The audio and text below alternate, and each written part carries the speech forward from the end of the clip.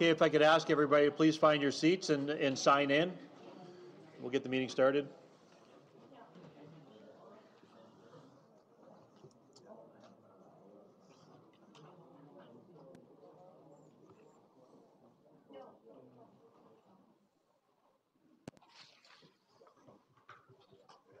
Have we emptied the back room yet? Back room. I think so. Okay.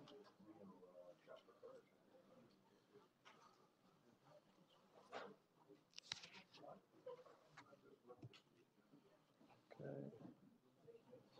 Curtis not here. Alexis not here. Easton's not here. Campion.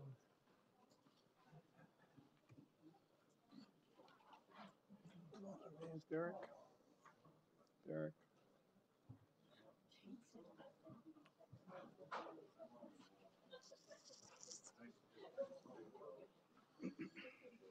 Okay.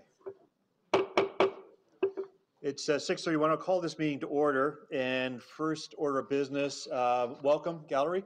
I'll ask everybody if you could please turn your cell phones and electronic devices to silent.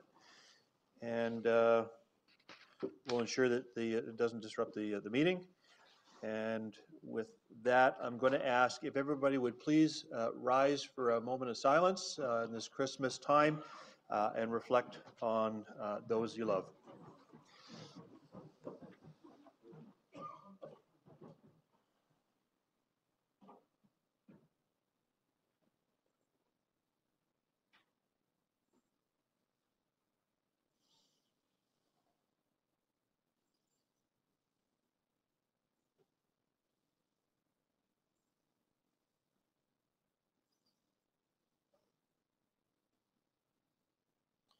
Thank you. Please remain standing for the singing of O Canada. Councillor Joyner. O Canada, our home and native land, true patriot love, in all thy sons command, with glowing hearts we see thee rise, the true north strong and free. From far and wide, O Canada, we stand on guard for thee. God keep our land glorious and free. O Canada, we stand on guard for thee. O Canada, we stand on guard for thee. Thank you. Please be seated. It always sounds great when we have a room full of people. Thank you.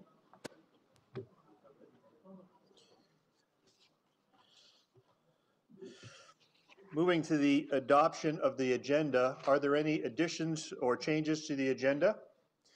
I see Councillor D'Angela. Thank you, Mr. Chair. Given that we've received an email notification that one of Councillor Petrowski is taking a leave of absence, that puts us one member short at Niagara Regional Housing on our board. I was wondering the appropriate time, I'd like to bring a motion forward to see if Councillor Rigby would sit on the board again. He did that in the past absence, and he's been a past board member.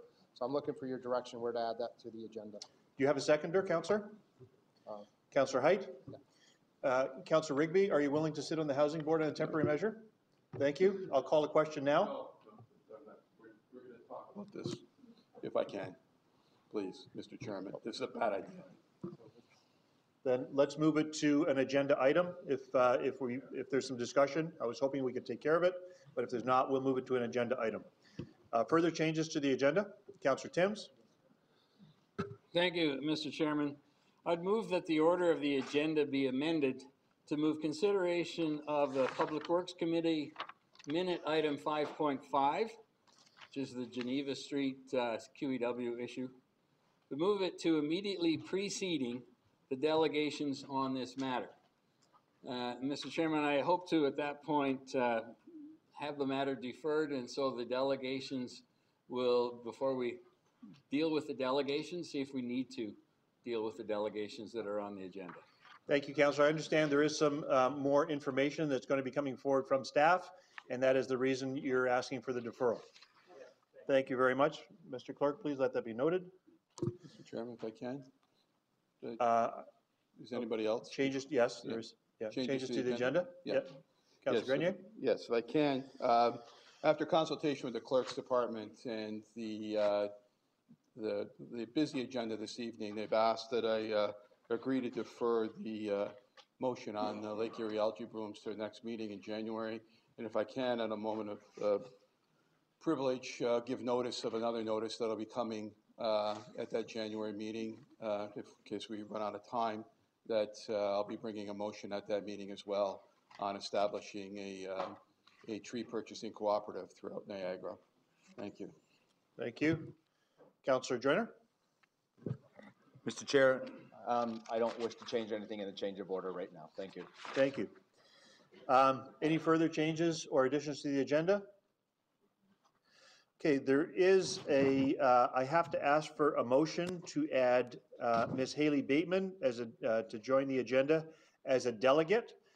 Councillor Hodgson, Councillor Height. It does require 2/3 majority, so I'm going to ask if we could please use the buttons to do that. So at this time, I'll call the question on adding Ms. Haley Bateman to the agenda.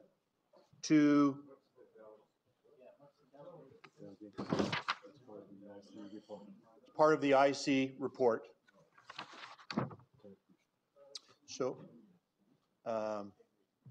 when you're ready, please go ahead. The vote is open.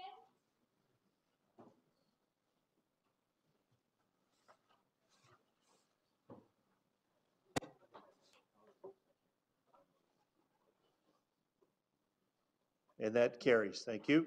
The same is the case for Mr. David Bowes. Is he here in the audience? Thank you.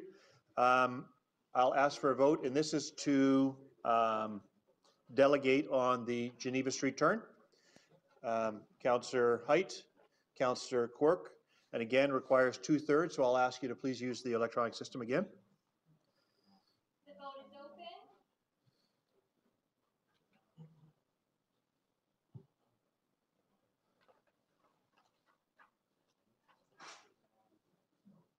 And that carries. There is a third request here, and I don't see the candidate in the gallery, so I think we'll. Yes. Oh. There he is. Thank you. I don't see the person in the gallery. Thank you. I'll again then ask for a mover and seconder for a speaker. Councillor Timms. Pardon? Mr. Mike Britton. Sorry, Mr. Britton. Yeah. Councillor Timms, Councillor Bentley. Again, we'll use the buttons. We require, yes, Councillor Rigby? Thank you, Mr. Chair. In the case of Councillor Britton, we have heard him before, and in fact, he spoke a year ago. So I am assuming that he'll have new information, not the same discussion he had a year ago. I will remind the speaker as they approach the podium. Thank you. Again, we'll call the vote. It has to be 2/3. Please use the electronic system. Go ahead. The vote is open.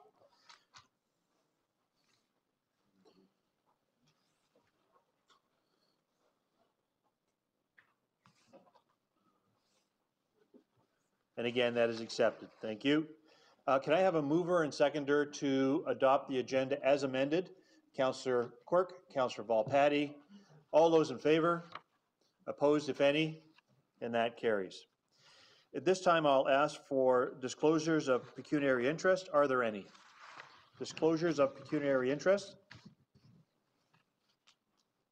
Seeing none, Mr. Clerk, please let that be noted. And is this my script here for this? Thank you.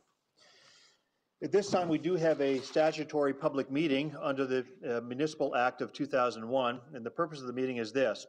This meeting is being held in accordance with Section 219(1) of the Municipal Act 2001.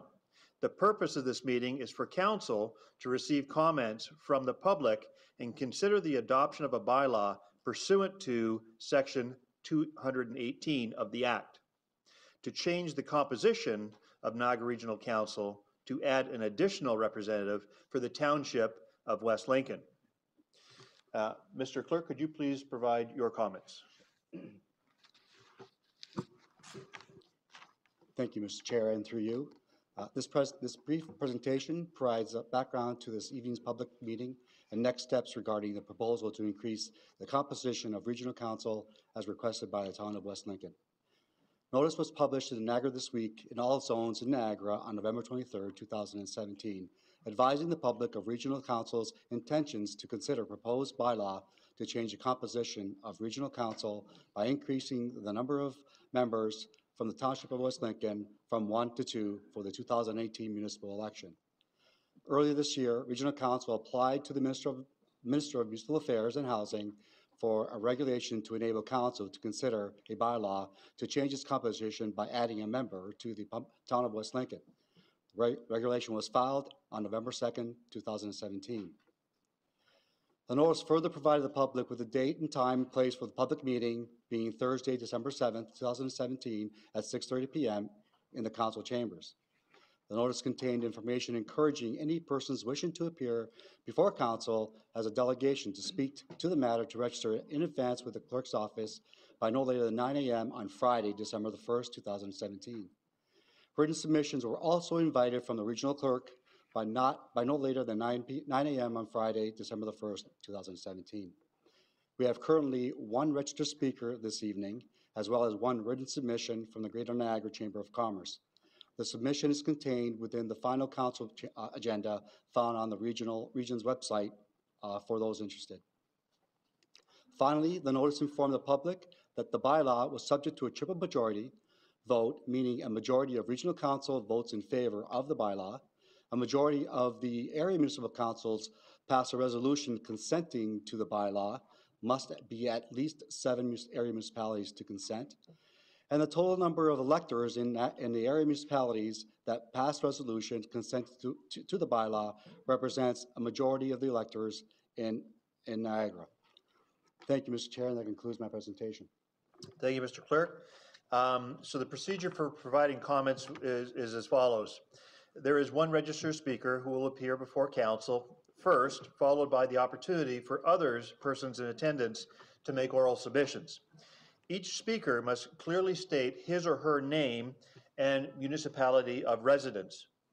Each speaker will be granted up to 10 minutes, and speakers are asked to keep their comments respectful and directly to the matter at hand.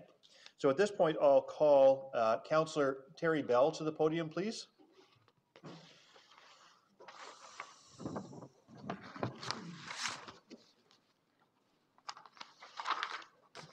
Welcome. Please state your name and where you're from. My name is Terry Bell, and I'm a councillor in West Lincoln. Thank you. Good evening, Mr. Chair, regional councillors. Thank you very much for allowing me to speak tonight on increasing the composition of the regional government. I want to make it very clear that this process that West Lincoln Council is embarking on, alongside with our regional area municipalities, partners, is not just about more governments, but rather it's about increasing the level of service. For the municipality experienced tremendous growth starting in the year 2018. Mayor Joyner's request to add regional councillors is a directive of West Lincoln Council and will benefit the residents of West Lincoln, as it will provide required representation regional council to properly address West Lincoln issues and properly represent our constituents. The Township of West Lincoln will be facing tremendous growth during the 2018 to 2022 term of council right through to 2041, with a projected growth of 29,460 and almost 10,000 new jobs. Economic development, planning and development, water, sewer, infrastructure, building of roads, highways, and building of complete sustainable community is top of the mind of West Lincoln and requires significant representation to properly address all these issues. The Greater Niagara Chamber of Commerce has indicated that a complete review should be undertaken, and I agree with that. However, I do not agree that there should be a delay in providing West Lincoln with an appropriate representation and their later latter has stated the same. I quote, "We understand Mayor Joyner's request to add a regional council to help him represent his constituency at council, and we note that we do so would bring West Lincoln's representation in line with what would be expected given the relative size of their population. In short, adding another elected representative from West Lincoln absolutely 100% does equal better governance around the horseshoe, simply because there would be another set of eyes and ears at all committees and council meetings to digest the volume of material. I defy any mayor from Thurl, Lincoln, Grimsby, Port Colborne, Niagara-on-the-Lake, or Pelham to stand up and say that additional regional councillor is not beneficial to the constituents of their prospective communities. Quite simply, the workload and the reading is simply just too much for one regional representative. I know personally, I see the volumes of reading material that regional councillors have to consume in a 3-week period. These regional councillors' input is invaluable. As a GNCC letter states, West Lincoln is right to explore a governance structure that best supports the ambitious goals of council and the Council of West Lincoln. Regional councillors at this time, you can help West Lincoln achieve its goal and become more efficient in the deliverance of responsible government by approving this bylaw tonight. Councillors and the GNCC, we give our word, excuse me, that West Lincoln will show leadership by asking for change in the composition of regional government in the term of 2018-22. But right now, we need your help. And in West Lincoln, we see the addition of one regional representative as a start in the right direction. Let's work together as a family. Thank you. Thank you. Questions or comments to the speaker? Councillor Timms? Thank you. And thank you, Councillor, for presenting to us. I understand you participate in committees at the region as a representative of West Lincoln Council. Yes, I do. Which committees are those? The Transportation Steering Committee. Okay. So I'm familiar with your contributions from the township and to the region in that Transportation Steering Committee. So I thank you for that, and I would just say that you speak from some experience, having dealt at the region, at a regional committee. Yes, I could say so. All right. Thank you.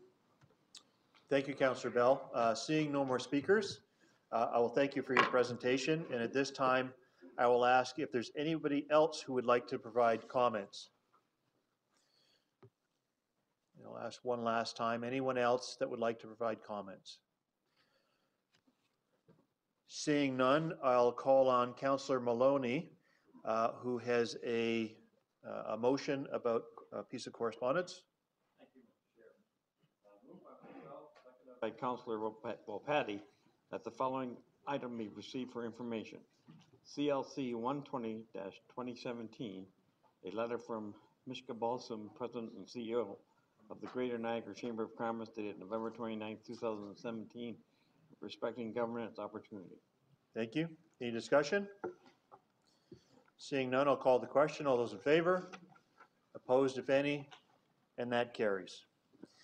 At this time, I'll call on Councillor Joyner under items of consideration for a motion.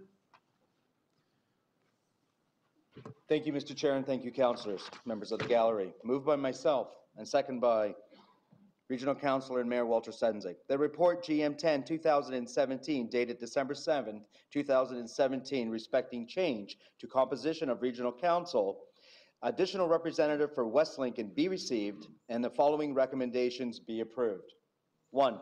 That subject to the public meeting as required by the Municipal Act 2001, Regional Council consider adopting Bill 2017-108 to change its composition by adding an additional councillor from the Township of West Lincoln, effective with the 2018 municipal election, provided that A majority of the councils of the area municipalities pass a resolution consenting to the bylaw, this bill referred to above, and B, the total number of electors in the area municipalities that passed resolutions consenting to the bylaw form a majority of electors in the Niagara region.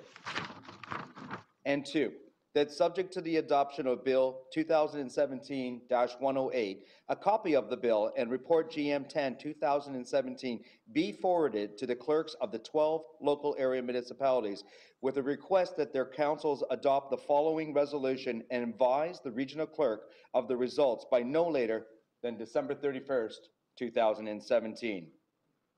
That the council of name of the municipality consents to the passage of bylaw number 2017-108 of the Regional Municipality of Niagara, being a bylaw to change the composition of Regional Council. Thank you, Mr. Chair. Thank you, Councillor. Speakers to the motion, Councillor Rigby. Thank you, Mr. Chair. And, well, I certainly support the notion of West Lincoln as it's growing to add another member to the Region of Niagara Council. And I certainly will vote for that. I, however, have a great deal of concern about the direction we're going. And we had that same concern about 2 terms ago when we did the same with Pelham. And it certainly has worked, certainly very well. However, I believe we need to have, well, poor Councillor Jeff's all by herself now, and she may need help. But she does very well, by the way, without that. But the fact is that we're becoming more imbalanced on representation. And while I'm not suggesting we add to this motion, I believe that we need seriously to have a conversation about how we can improve the balance of representation and the numbers that we actually have that sit around this chamber. And I would suggest, Mr. Chair, that if we can, is to request of staff to start a process to look into the future of this regional council and how it should be represented. And hopefully later in this meeting, we'll have time to put that forward as a request. Thank you, Mr. Chair. Nope. Councillor Edgar. Thank you, Chair. I was fortunate, Mr. Chair, to have a tour with Mayor Joyner on the town of West Lincoln. And I recognize the challenges that Mayor Joyner and faces and the growth that he sees on the horizon. And though I am sympathetic to these challenges, I can't, in good conscience, support this motion as it stands now, as this would not be fair to my constituents in St. Catharines, as it would disrupt the balance of the votes. I am in favor of a governance review and would definitely support this as it comes, if it ever comes about, but it would have to be a review of the entire governance structure of the Niagara region before that would gain my support. Thank you. Thank you. Councillor Barrick. Thank you, Chair. I guess 2 considerations. One is the wording of the actual motion on the bottom of number 2, what this council is going to request local municipalities consider. I'm wondering if it can be made more clear and transparent in terms of what the exact request is. What it says here is a bylaw to change the composition of regional council. It's pretty generic. And we know the reality is Councillor Joyner respectfully is requesting an additional seat for West Lincoln. So I don't know if that can be very clearly articulated, if that's the correspondence we're going to send around. Let me ask the clerk.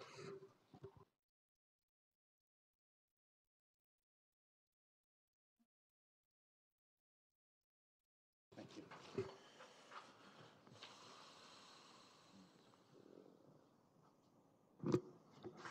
Through you, Mr. Chair. The bylaw specifically says what it is for. If you'd like me to read, I can read it exactly what it says. Now, therefore, the Council of Regional Municipality of Niagara enacts the following. The composition of Regional Council be changed to increase the number of members from the Township of West Lincoln from 1 to 2. It goes on to say that the election of the additional member of Township of West Lincoln shall be in accordance with the Municipal Elections Act, SO 1996, for the election to be held in the year 2018, being the next regular election to occur after the passing of this bylaw. That this bylaw shall come into force and effect on December 31st, 2017, provided that a majority of the councils of the lower tier municipalities forming part of the region of municipality of Niagara have passed resolutions consent to the bylaw. So the actual bylaw itself suggests exactly what you're looking for, Councillor. Thank you, through you, Chair. I guess my question is what you read out, that's exactly what local municipalities would be receiving when they deliberate this in their respective councils? The clerk feels that it can be amended to accommodate your request. Okay, okay, We great, will thanks. amend accordingly, yes. Thank you. Meantime, if we can carry on with the speakers while you're amending that. Councillor. So, Chair, Yes, that was sorry? the first point I wanted to Okay, make. sorry. Thanks. The second one, it won't be a surprise, I believe, to anybody, but when this matter originally came, I did not support it, and I will be consistent with that. I understand and respect the request, but I'm in line with certainly Councillor Edgar and others with respect to the overall review. And as I stated before, and I stated again, problems are rarely solved by throwing more politicians at them. And so I won't be supporting it tonight. However, certainly open to the broader governance discussion that I'm sure will be coming in the near future. Thank you. Thank you. Councillor Quirk. Thank you, Chair. I'm pleased to support the motion on behalf of my colleague, Councillor Joyner, and our friends in West Lincoln. I do recognize that there is an attempt to make sure that we have the same number of politicians per population. The nature of Niagara doesn't lend itself to that. We have 12 different municipalities, all with different growth rates, all with different populations, and unless we start carving up the region outside of the local area lines, we're never going to find that perfect parity. But I do know that regardless of the population size of West Lincoln, it is geographically the largest municipality in the region, and there's also challenges that come with that in terms of serving the needs of a population farther afield. Our entire structure within governments by population is something we strive for, but it's not something we always meet. In this particular instance, I think that the fact that the go-to answer is, oh, we don't need more politicians, I think that diminishes what we do as elected officials and actually allows for that narrative to say that the fewer politicians, the better. I think that is actually a really big step backwards for true democracy. I think when you have more politicians, they have fewer people to represent, and they can actually talk to the people and get to know them one-on-one, instead of having large, some of us represent populations of $130,000. I have 130,000 population. I have 25,000 in Grimsby, and even with that, I still think that's not enough people to represent the needs truly and to provide a diversity of views, which is what we hear we're always looking for, greater diversity, so that we can have legitimate policy discussions and legitimate debate over where we should be going collectively. So I'm proud to support Mayor Joyner on this initiative and look forward to getting it passed across the region. Thank you, Councillor. Councillor Joyner. Thank you, Mr. Chair. Can I reserve the right to go and speak last, sir? Certainly. Thank you. Councillor Beatty. Thank you, Chair. Just to correct the record for my colleague, Mr. Bigby here, it was 4 terms ago that the Pelham decision was made. It's been a great ride so far. Circumstances that I would say to you several terms ago, maybe 2 terms ago, I chaired a council organization review committee. And part of that responsibility of that committee was to visit all the other major regional governments in the province of Ontario. What we found out from that was, I think, very complimentary to the region of Niagara. We engage our public more than any other regional government. We have more committees and subcommittees and ad hoc committees than any other comparable region. For that reason, the workload significantly increases, even though in our case, we are part-time councillors as opposed to full-time dual-duty councillors in those other regions. So for that reason, because of the significant involvement, the amount of public engagement we have, and recognition of the growth that's about to happen in West Lincoln, I support this motion. Thank you, Councillor. Councillor Bentley. Thank you, Mr. Chairman, and I'm pleased to hear the comments from Councillor Beatty, because even prior to that review, I chaired the governance committee back in 99, I believe it was, 1999 to 2000. And that's when Hamilton, Sudbury, Haldeman, Norfolk, and all of them were going through forced amalgamations. We looked at the Niagara region at that time to see, one, what would be accomplished by it, without just saying, well, you're going to have fewer politicians. That meant you're going to have fewer accesses to decision making. and poorer representation, and I think Councillor Beatty mentioned that in the report that he had. When you look at the results of what has happened in the city of Hamilton, as an example, because I used to work there and we're right next to it, the cost of government actually went up. The amount of representation actually went down. So the general public's access to democracy was diminished, but their costs went through the roof. The comment was made, and I was going to make the request before this, or in addition to this resolution going forward, could we provide a copy of the report that came from the committee that Councillor Beatty chaired? Because I think that's important to understand. Not only the number of politicians that we have, the geographical area is important, but the fact that most here are part-time. They actually interact with the working public on a daily basis somewhere. So you bring a lot of different skill sets instead of just being another full-time politician. Full-time politicians looking to get reelected, as opposed to, my friend Councillor Timms would always say, an elected taxpayer, looking for and making the best decisions on behalf of yourself selfishly because you are a taxpayer, but on behalf of the general good. So I'll be supporting this, but I'm afraid if without supporting documentation for some logic for other councils to consider, it'll just be a numbers game and it'll get turned down, and that'll be unfortunate. It won't be fair to West Lincoln. So before that report was done, I think the budget here at the region was around 125, 130 million in 1997 when I came here. It's over $1 billion now, and the services that you're providing or responsible for are a lot greater. So personally, I'll support this because I think it needs to be reviewed. We're not going to go down the route of the one Niagara again, because that in itself will just give us more provincial type politicians and the public won't be better served, but it'll be more expensive. So I will be supporting my friends in West Lincoln. Thank you. Thank you. And I'll see if staff can't dig up the report that you're referring to. Thank you. Councillor Burrows. Thank you, Mr. Chair. And my question relates to item 2. And if you read it, today we're December the 7th.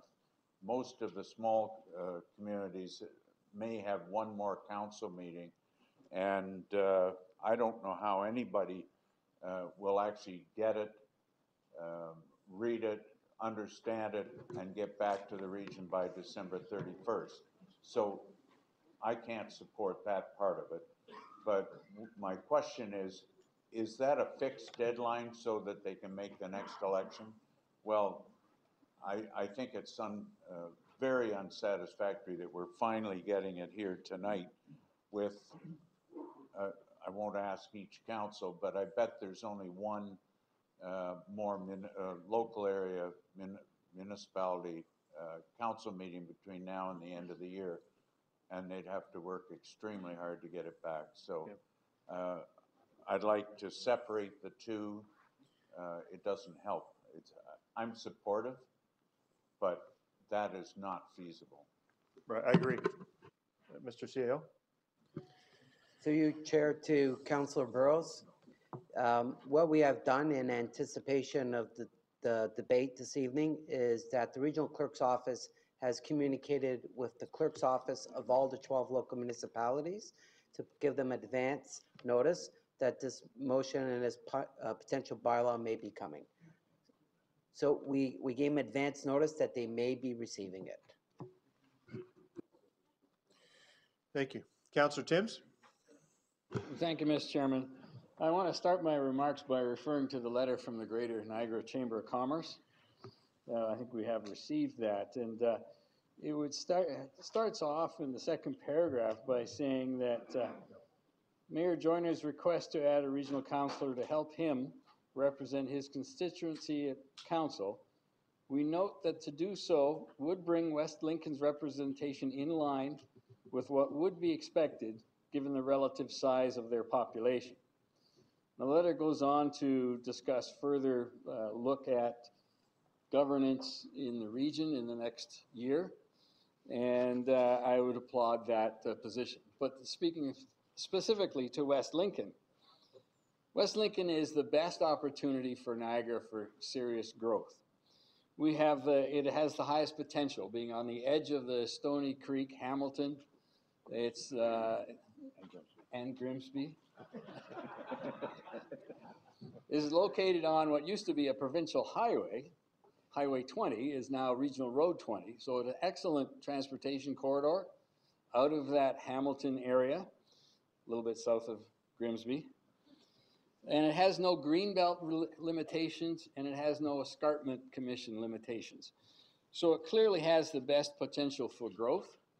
And I've been around long enough to see various mayors of West Lincoln attempt to facilitate growth and found it a heavy burden to try and work as the sole representative of West Lincoln in this regional collection of municipalities to try and facilitate the opportunities for growth. And I commend Councillor Joyner, for the immense amount of work that he's put into it. And so I do really understand the argument that in order to affect proper growth for West Lincoln, grab the maximum potential for growth in the entire region, that a second representative from West Lincoln is warranted. And if you look at the census numbers from 2016, the Lincoln, Thorold has 18,000 people and they get 2 reps. Port Colborne has 18,000, they get 2 reps. Niagara-on-the-Lake has 17,000, they get 2 reps, and Pelham has 17,000 and they get 2 reps. As of, I think we'll hear the current numbers from Councillor Joyner in a minute. I agree. But West Lincoln had 14,300. And certainly by the time we get to the next election or a year into the next term, West Lincoln, I believe, will grow sufficiently to be matching very close to those other municipalities with the mayor and 1 regional councillor. So I think this is a very warranted change. Another voice at the table can't hurt. Another, it helps to bring West Niagara perspective into balance with the rest of the region. And that's where our greatest potential for growth in Niagara is West Niagara. And I would support this additional seat for West Niagara. I think it will be good for all of us. Thank you. Thank you, Councillor. Councillor Dart? Thank you, Chair. And I just want to speak to it from a mayor's point of view. I'm fortunate enough to have Councillor Burrows in my municipality to help me disseminate information, bring it back to the people. I can't do it on my own. With the responsibilities as mayor, with the responsibilities on the number of different committees that we sit on, and I know Councillor Joyner, or Mayor Joyner, sits on a lot of these too, probably even more so than I. It's just difficult to do justice to your residents, to bring all the information and take their information back here. So it's just a difficult job to do. And I also know that each municipality has its different idiosyncrasies. We have a base of 17,500 people, but we also have 2 or 3 million tourists come through a year. So, I mean, West Lincoln has all sorts of their own idiosyncrasies. So I think just based on population size is not a fair number. So I support this motion. Thank you, Councillor. Councillor Sedzik? Thank you, Chair, and I rise as the seconder of this motion. And we've talked about rep by pop, we've talked about democracy, we've talked about the principles that govern us. And often mayors are accused of being parochial around this horseshoe, the inner and outer of the horseshoe here. It's an honor to actually be seconding this motion because rep by pop, while it's commonly used as a barometer for how well a representation is of the population, it's not the basics of democracy. It's the rule of law is what really governs us. And it's not about the number of individuals that actually are representing you, but it's how you're being represented under the rule of law. So whether we have 32 in here or we have 15 in here, the principles of democracy aren't about the number of people that are being represented. It's actually about how we're actually conducting ourselves and the laws that we're actually passing here. So I think getting caught up in the numbers is a different tactic to be used, but the reality is West Lincoln is a growing community. I think Councillor Tim said it best, is that if we don't acknowledge the growth of a community, by the time that they actually get the infrastructure under the ground and they are looking for the support from other municipalities that are surrounding them, some of the issues that have faced communities that have grown too quickly will be impacted on West Lincoln. Having another person around here that has the eyes on the growth of what's happening in West Niagara will help Niagara as a whole. I'm not standing here as a mayor of St. Catharines. I'm standing here as a regional councillor from Niagara. And I want to see what's best for West Lincoln, just like I want to see what's best for Fort Erie. And so if this is the model that we're moving towards in 2018. I support it as a regional councillor, but I also support the initiative of modernizing our governance structure. And it's not by adding more people around the horseshoe. We need to have more effective level of government, better representation, and quite honestly, as we've seen over the past number of years, we actually got to follow the rule of the law. Not try to move around it, but actually fall within it. That's the basic principles of democracy. So I support Councillor Joyner, and I applaud him for the effort that he's brought forward today. Thank you. Councillor Augustine. Thanks very much, Mr. Chair. I think when people talk about genuine governance reform, and that's been much talked about, we heard about the history of it going back to '99 and no doubt before that, they don't necessarily talk about it doing it in this way. I reviewed the kitchen report, for instance, that's in the 1980s, and it actually talked about this type of challenge that we'd have in Niagara by continuing to add representatives. With this change, Mr. Chair, and I do appreciate the presentation by the councillor, and I look forward to the presentation by the mayor. But with this change, I think it will, unfortunately, upset a little bit of the sort of the balance that we have here at the table. If with this change, we would have 39% of the population being represented by 55% of the members around this table, 17. And then we would have 61% of the population represented by 45% of the representatives, 14. I don't think that that's the right balance, especially at this time, and especially as other councillors, and I agree with them, are suggesting that we do a governance review, and we need to do that, and I think the province has mandated that. For information, Councillor Beatty spoke about the additional seat for Pelham, and that occurred in, I think, roughly 2002. Pelham's population was already over the 15,000 mark. West Lincoln is not there yet, although the mayor, being who he is, always looks forward and likes to do things ahead of time. But I think that's an important fact. Mr. Chair, I kind of feel like we're almost stumbling a little bit into this change because so many of us have said around this table that we want a governance review. And I think it's important for us to start now to look, instead of at this solution, to look at other solutions. To build a better Niagara for tomorrow, we need to improve the quality, and to improve the quality of life across our peninsula, we need to reform our systems to better balance representation, accountability, strategic planning, and policies. And we need to have started that yesterday. Mr. Chair, I don't think that this move now moves us ahead in that direction. It will be used in the future. I'm sad to say, well, we added this, now how can you take it away from the seat that we added?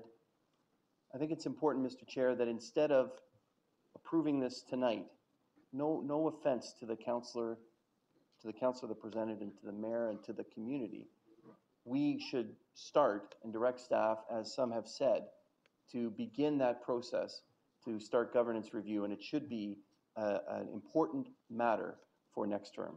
Thank you. Okay. Thank you very much. Seeing no more speakers on the list, I'm sorry. Oh, Councillor Joyner. That's right. My mistake. Thank you. Thank you, Mr. Chair. And thank you, councillors, and thank you, gallery. Some very, very good comments here, I must admit. And Councillor Augustine is absolutely right. We should have started this process a long time ago in this term of council. The fact of the matter is, we did not. We did not have the intestinal fortitude to do that. And that's precisely what the GNCC is asking us to do. And I agree to that. I support that. I endorse what the GNCC is saying. And what they're actually saying is, if you want to be a candidate in the 2018 election, you better know that they're going to be expecting a governance review to come forward. And we fully endorse that in West Lincoln. I know Councillor Bell does, I know my entire council does, and so do I, if I should be so lucky to be voted in 2018. But the fact of the matter is, I don't want to dive into the numbers, and numbers are not everything. But the number that you have before you that says 14,500 is wrong. That's a census that was taken in 2015 to come out in 2016. We are well over 15,000, closer to 15,500. And I know the numbers on the book for potential roofs to be built. It's probably somewhere in the area of around 12 to 1,400 roofs. And if you times that by 3 people, you're looking at an additional 3,600 to 4,000 people. And if you add that to 15.5, you're close to 20,000 people. Ladies and gentlemen, we're right there where you are Fort Erie. We're right there where you are Pelham. We're right there where you are Lincoln. We're right there where you are Niagara and Lake. And your additional councillors that are with those municipalities, and Thorold, thank you, in Grimsby. I didn't want to leave you out, Teddy. Thanks for waving. You do a tremendous job, you other councillors. You do a tremendous job because the mayor, as Lord Mayor said, we can't catch everything as the mayor, as the only representative. We work very, very hard, Mayor Jeffs and I, to be able to do regional business and as well town business. So I ask you, it's not all about the numbers. It's about it's about representation, proper representation, so that we can give that back, that proper representation to our constituents. And this is not Mayor Joyner asking for this. This is the people of West Lincoln, the residents, your family. If we want to talk about family in 12 local area municipalities, the residents of West Lincoln have asked this. They've asked this of our council and of their mayor to come before you and ask for this additional representation. I left you out, Councillor Barrick, too, as well. I'm so sorry. You do an excellent job, sir. The fact of the matter is, I can't for a second believe that the mayors that have one additional regional representative would be able to do it all alone like Mayor Jeffs and I do. So I ask you to think about it, because in 2018 to 2022, that term of council, that's when we need another regional representative to be able to keep our eyes on the growth. And the growth is coming to Niagara. We've seen many reports, planning department, that says that by the year 2041 will be 610,000 people. We're growing, and we're doing a great job here. Please give the residents of West Lincoln that chance to have another regional representative. Thank you, Mr. Chair. Thank you very much, and please accept my apologies for overlooking. Yes, please. Okay, thank you, Mr. Chair. Just a question through you to the clerk. So I see the deadline is December 31st for this to be approved by the local council. So do you know how many councils still have to have their last council meeting? Because I know in Wainfleet we've already had our last council meeting. So Mayor Joyner has indicated to me that we would then have to call a special meeting. So I would love to do that for him. But I'm just wondering, do you see that being a problem, and it has to be in by December 31st? Mr. Clerk? Through you, Mr. Mayor, absolutely, it has to be in by the 31st. We've included it in the report that's brought forward to this evening, a calendar of meetings that all the municipalities will still have. I think you're probably the only one. There may be another, I recall, that Niagara Lake might be, that requires a special meeting to be held. So I believe there's only one. Everybody else still has an opportunity to do this in their regular meetings. Okay, thank you very much. Seeing the no more speakers, a couple of items. To those who talked about governance reform, I just want to remind everybody, through the Modernization Bill 68 of the Municipal Act under Section 218(6), there is a requirement for all municipalities to relook at their governance structure at that time as part of that modernization bill. So that's going to happen anyways, independent of what we're doing here. Secondly, I just wanted to mention to Councillor Burrow's point about separating them. Upon advice from the clerk, they simply can't be separated because one negates the other. So we're going to take them both together. I'm going to ask to use the electronic system in this case. So if you could please get ready to vote. Recorded vote, yeah. Please go ahead.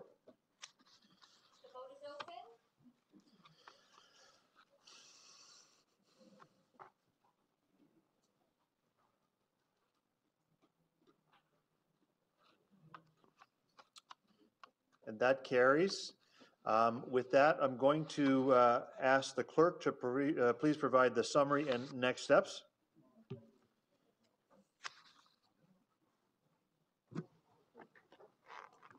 Through you, Mr. Chair. A summary and next steps are as follows. The public has been provided with the opportunity to speak to this matter and to provide written comments. Council has considered the proposed bylaw this evening. The bylaw has passed, therefore the clerk's office will now inform the area municipalities tomorrow with a request for their council to consider a consent resolution prior to the end of December 2017. The clerk's office will monitor the triple majority votes and inform regional council and the area municipalities according to the outcome. And that concludes the report. Thank you, Mr. Chair. Thank you very much. That brings us to the end of our statutory meeting. So I'll call that public meeting adjourned, and we will start back into our regular council meeting now. Next item on the agenda is presentations, which there are none. Sorry? Councillor Rigby? Mr. Chair, just with regard to looking forward to a new governance structure, yes. Which now it's been referred to in the Provincial Act. So should we bring forward a instruction to staff to start the process of looking into what is going to be required, as well as the history of what this region has done in the past? I'll turn to our CAO for that. Yep. Mr. CAO. Through you, Chair, to Councillor Rigby, as the chairs are referred to under Bill 68, the Modernization Act, and now amendments to the Municipal Act, the regional municipality shall conduct a review, and then every 2 terms thereafter. So we will be bringing a report to council on how to engage, provide you with options and recommendations how to conduct the review. And could you add to that the history that we have done in the past so we don't make the same mistakes? Okay. Thank you, Mr. Chair. Thank you. Point of order, Mr. Chair. It's not really a point of order, it's a point of personal privilege. Yep. Councillor Joyner. Thank you, Mr. Chair. Councillors, members of the gallery, I'd like to thank each and every one of you who give this your full attention to this matter, and we'll be venturing out West Lincoln Council to meet all your councillors over the next 3 to 4 days. Thank you. Thank you, Councillor. Yes, Councillor Burrows. Well, I did vote for this. The recorded vote, I believe, showed 62%. Does it not have to be 2/3? Let me ask the clerk. Through you, Mr. Chair. No, it's a simple majority is fine. Thank you. So again, then moving on to our regular council agenda presentations. We don't have any tonight. I do have a couple of remarks I'd like to share with you tonight. There are some special meetings for the Code of Conduct that are coming up. I've called a committee of the whole meeting for December the 14th, next week, for council to consider the proposed Code of Conduct. And then a special council meeting will be scheduled immediately following the committee of the whole meeting on the same day to consider the bylaw respecting the work that we've done on the Code of Conduct that day. If we in fact need an additional special council meeting, it has been scheduled for December the 15th, the following day, for the express purpose of completing any unfinished business that we may not complete on the 14th. For the nominations for the 2018 T. Roy Adams Award, it's the 16th annual T. Roy Adams Humanitarian of the Year Award. We're now accepting nominations, or rather their nominations will be accepted from January 1st to March 31st. The award is presented annually to a current resident of Niagara who exemplifies Roy's values and dedication to community service. And the nomination forms are going to be online on the Niagara Region's website. I want to tell you that we've had, this week, we had our first ever tree lighting ceremony in the front yard. Staff came together to enjoy holiday songs and lighting of the tree on Tuesday? Tuesday, yes. Also, we were happy to open in Welland yesterday with the mayor and several councillors the grand opening of the new Provincial Offences Court facility in Welland.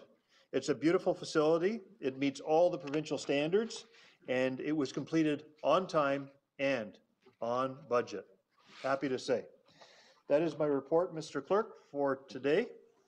And with that, we'll move from my remarks. And before we go to delegations, I'll call on Councillor Timms for the motion that he moved into this part of the agenda. Thank you, Mr. Chairman. Earlier in the meeting, we adjusted the agenda to bring consideration of PWC minute item 5.5. That is PWC report 57, I think, and it has to do with the Carlton Street, Geneva Street intersections underneath the QEW in St. Catharines. So I moved to defer consideration of that item to the next cycle, which I think is in January, in order to allow the reports that were not included in the PW 57. And I think the other report information I had requested was area maps to reflect the traffic impact in the neighborhoods that were not included in that report. So referral to until we have further information in January, and I would appreciate council support for that. Okay, there is a deferral on the floor. No debate on the deferrals. I'll call the question on that. Sorry. Is there a seconder for that deferral? Councillor Marshall. I'll call the question on the recorded, please. Use the buttons. Go ahead when you're ready. The vote is open.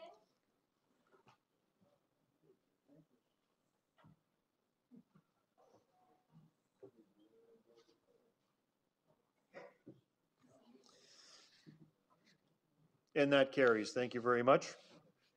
So with that then, I would hope to save the delegations until that time, since we will not be dealing with that item of business on the schedule, on the agenda tonight. Can you make sure he knows? Okay, all right. With that said, I will now move to delegations, and I will call Ms. Haley Bateman to the podium on delegating on a report of code of conduct complaint, IC 10-08-17, respecting Councillor Andy Petrowski. Welcome. Thank you. Good evening, Chair Caslin and members of council. I requested to address council this evening because I placed a formal complaint regarding Councillor Petrowski's actions in April of 2017. You have not received a copy of my address this evening because there was through a miscommunication between our Integrity Commissioner's office and the clerk's office. I was not informed that council would be addressing this formal complaint at tonight's meeting.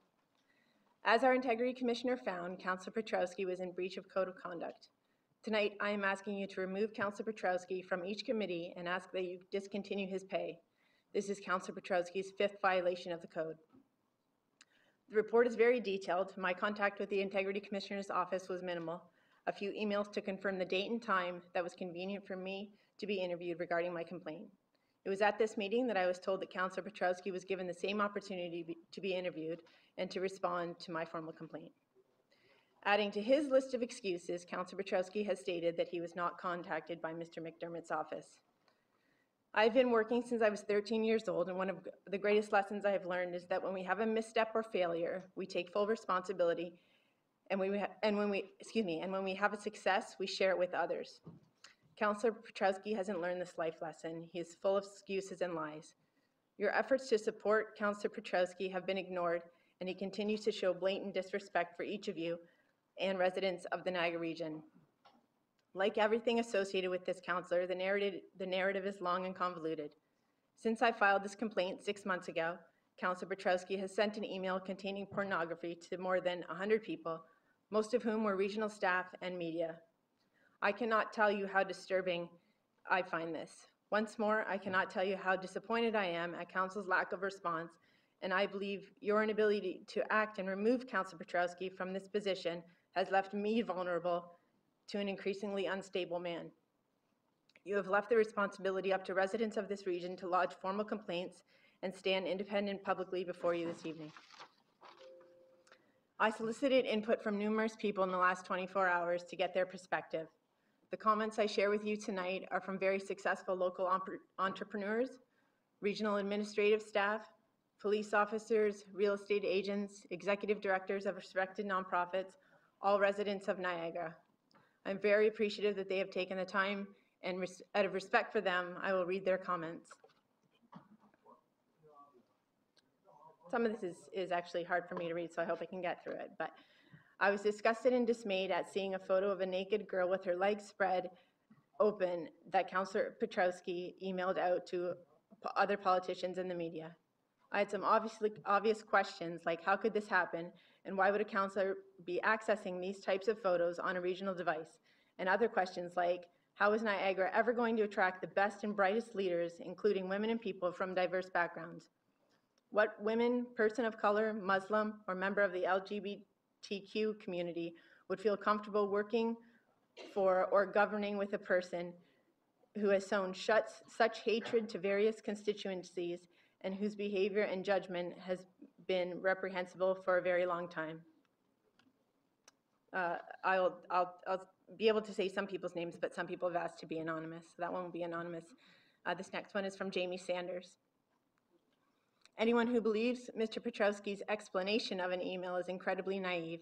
Not to mention his hypocrisy is nothing short of mystifying.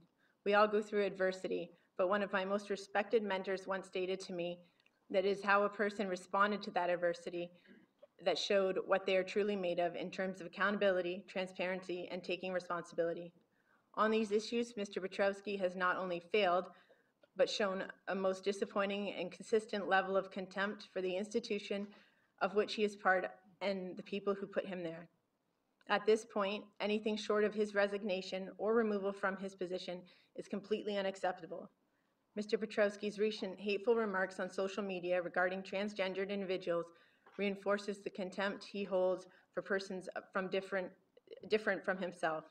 He fails to recognize that freedom of speech is not synonymous with freedom of consequences. The third, it is a violation of the acceptable, number one, it is a violation of the acceptable use of policy to access pornographic materials. Two, if we believe that it was done by another person, he allowed an unauthorized person to access confidential info, which is potentially a much larger issue. Three, it is sexual harassment. Four, it violates the code in multiple ways.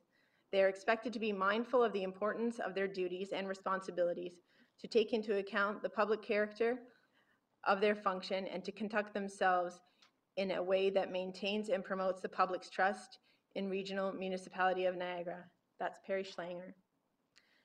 The fourth, as Executive Director of the Niagara Folk Arts and on behalf of our board, settlement staff, and volunteers, our organization has partnered with the region to make Niagara a more welcoming community as per the region's strategic plan. Having a regional representative consistently reported in the media abusing email and social media privileges with racism, bigotry, and pornography without appropriate consequences does not portray a Niagara region as safe and welcoming community. It's Jeff Birch, Executive Director of the Niagara Folk Arts. Five, as a St. Catharines resident and one who is fighting for rape shield laws in France, I am shocked at the flagrant disrespect of women and the use of regional devices to perpetuate misogyny in politics. We are all free to pursue our interests in the privacy of our own homes, but at no point is the sexualization of women a proper use of corporate devices. Councillor Petrowski states someone else sent the message. That too is unacceptable, use of corporate devices. The burning question is, did the region incur data charges for Petrowski surfing porn, asking for a friend? Emily Spanton. The next, I'm embarrassed and angry at our regional representation isn't taken more seriously. It feels as though the plight of one is more valued than the reputation, pride of place, needs of many. It is incredibly disappointing. This is not my Niagara. The next, I think it sounds expletive, deplorable that a human being and an inappropriate email is actually lowest on my list of things I take issue with. It certainly speaks to his character or lack thereof, though. The next, Just another example of his poor decisions, lack of responsibility, and probably another example of troubling mental health concerns. The next, I felt sad, shocked, and embarrassed. This is an elected official that represents our community. He needs to be held accountable for his actions. The people of Niagara deserve better. The next, I'm continually sickened and appalled by Councillor Petrowski's behavior as a representative of this community and by his complete lack of remorse. He is unapologetic about his despicable actions. I stand in awe that no actions have been taken against him, and that he is still allowed to be such a poor representative of this community. The next, I'm embarrassed and angry that the regional representation isn't taken more seriously. Oh, excuse me, I've already said that one. So Chair Caslin, 5 months ago, you asked Councillor Petrowski to resign, calling his actions reprehensible, and the conduct is completely unacceptable for a regional councillor, and that an individual's comments do not represent the values of our organization. You also stated that you demand better when conducting business on behalf of the region. So this is your opportunity to show us that you are a man of your word, and for those councillors who publicly supported your immediate response to this incident, to support you tonight by making a motion to remove this councillor from his responsibilities as a councillor representing St. Catharines for the region of Niagara. Remove Councillor Petrowski from his seat, show Niagara residents that at the very least you value our representation. Thank you very much. Discussion? Questions or comments? Seeing Councillor Edgar. Thank you, Chair. I just want to compliment Haley on her hard work on this issue. And I know that it takes a lot of nerve to stand up here in front of people and say the things that she's been saying. And I just want to compliment her, Mr. Chair, on having guts.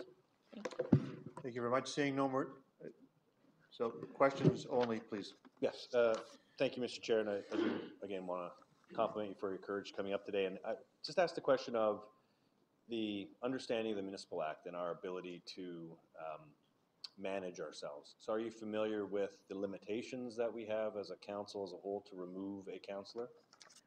It is my understanding, and I'm definitely not an expert in this, but that you do have the ability to make an motion to remove him from standing committees, and also his pay.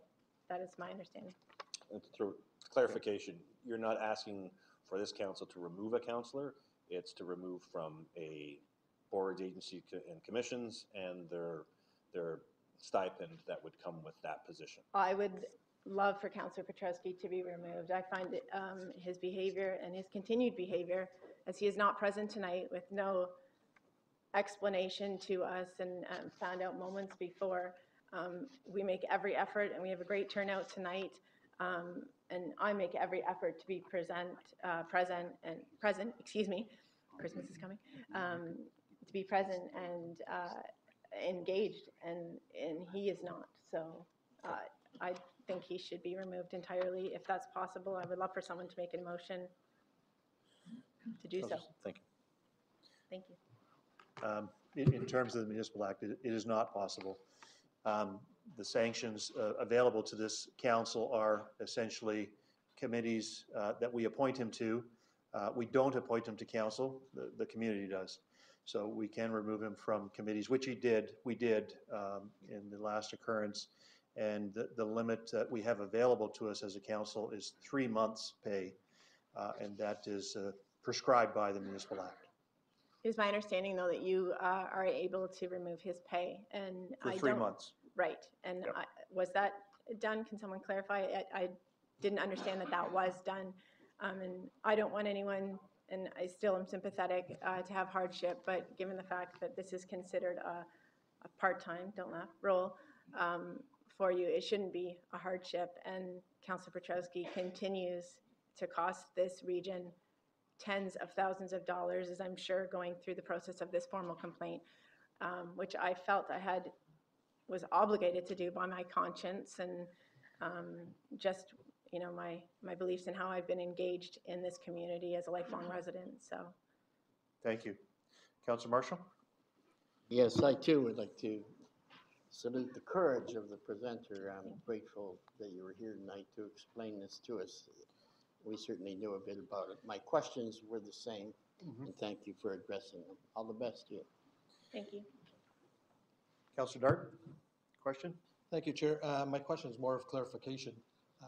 When you said, excuse me, he can be removed from committees for 3 months, is that one time in a term, or is that per occurrence? Let me check. Please use the mic. Go ahead. Through you, Mr. Chair, the reprimands are based on an occurrence, and it's a will of council, and your council, in respect to what form of discipline you want to provide a councillor that has had a code of conduct sort of mandate on him. So further to that, is this a separate occurrence? Is there a so separate occurrence? Really, Councillor, I'm going to bring you back to questions to the speaker. Sorry, I just wanted clarification on what she's asking. I can see our solicitor starting to. Okay, thank you. Thank you. Councillor Rigby, questions to the speaker. Thank you, Mr. Chair, and thank you for your presentation. And I think that almost all of us, if not all of us, appreciate the fact in the outline that you've now given us personally, and how it's affected your personal life. And I think what you'll find is that when we get to the item and the agenda that we're going to be talking about later, is that there are a few of us that are going to propose a motion that will follow as closely as we can to what you've suggested here tonight. Thank you very much. Questions only, please. Questions.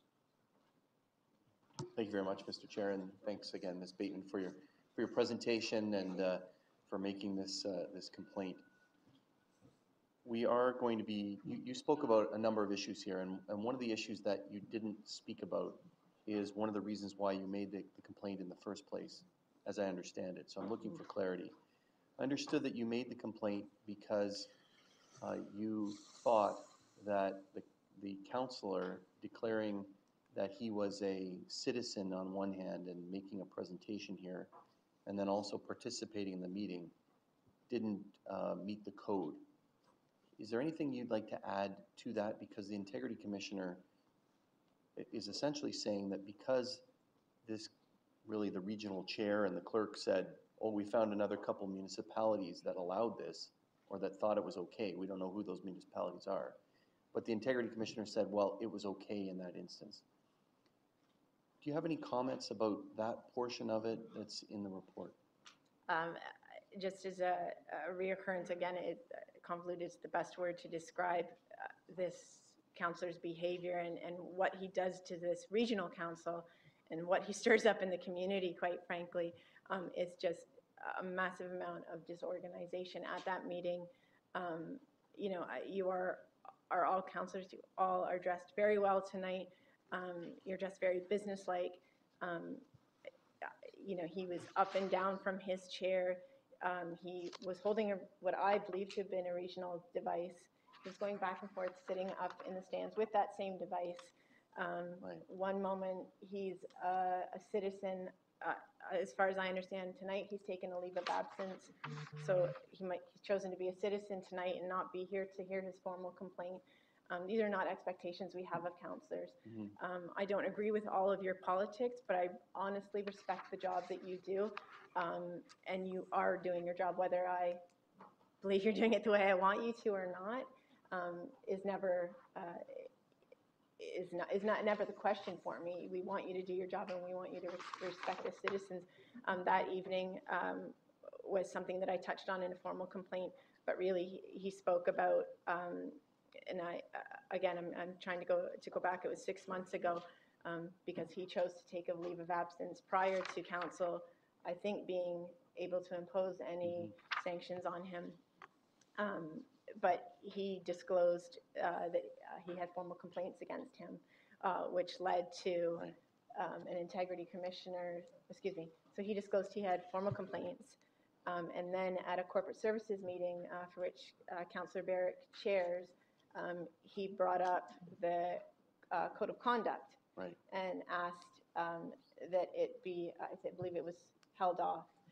The code of conduct was already discussed at Procedural Bylaws Committee, of which I attended last December. It was a year ago yesterday, I believe. So he's taking what should be done in one committee, moving it to another.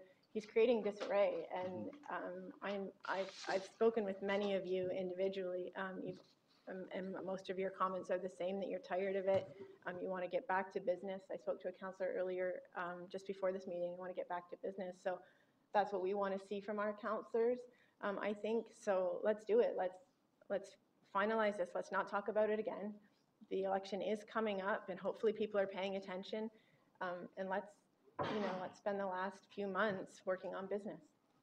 Please. Thank you. I'd like to thank Ms. Bateman for that. Did I answer that correctly? And answer, yes, absolutely. Okay. You answered no one else had asked about that, and you didn't comment on the piece of when is a councillor a councillor.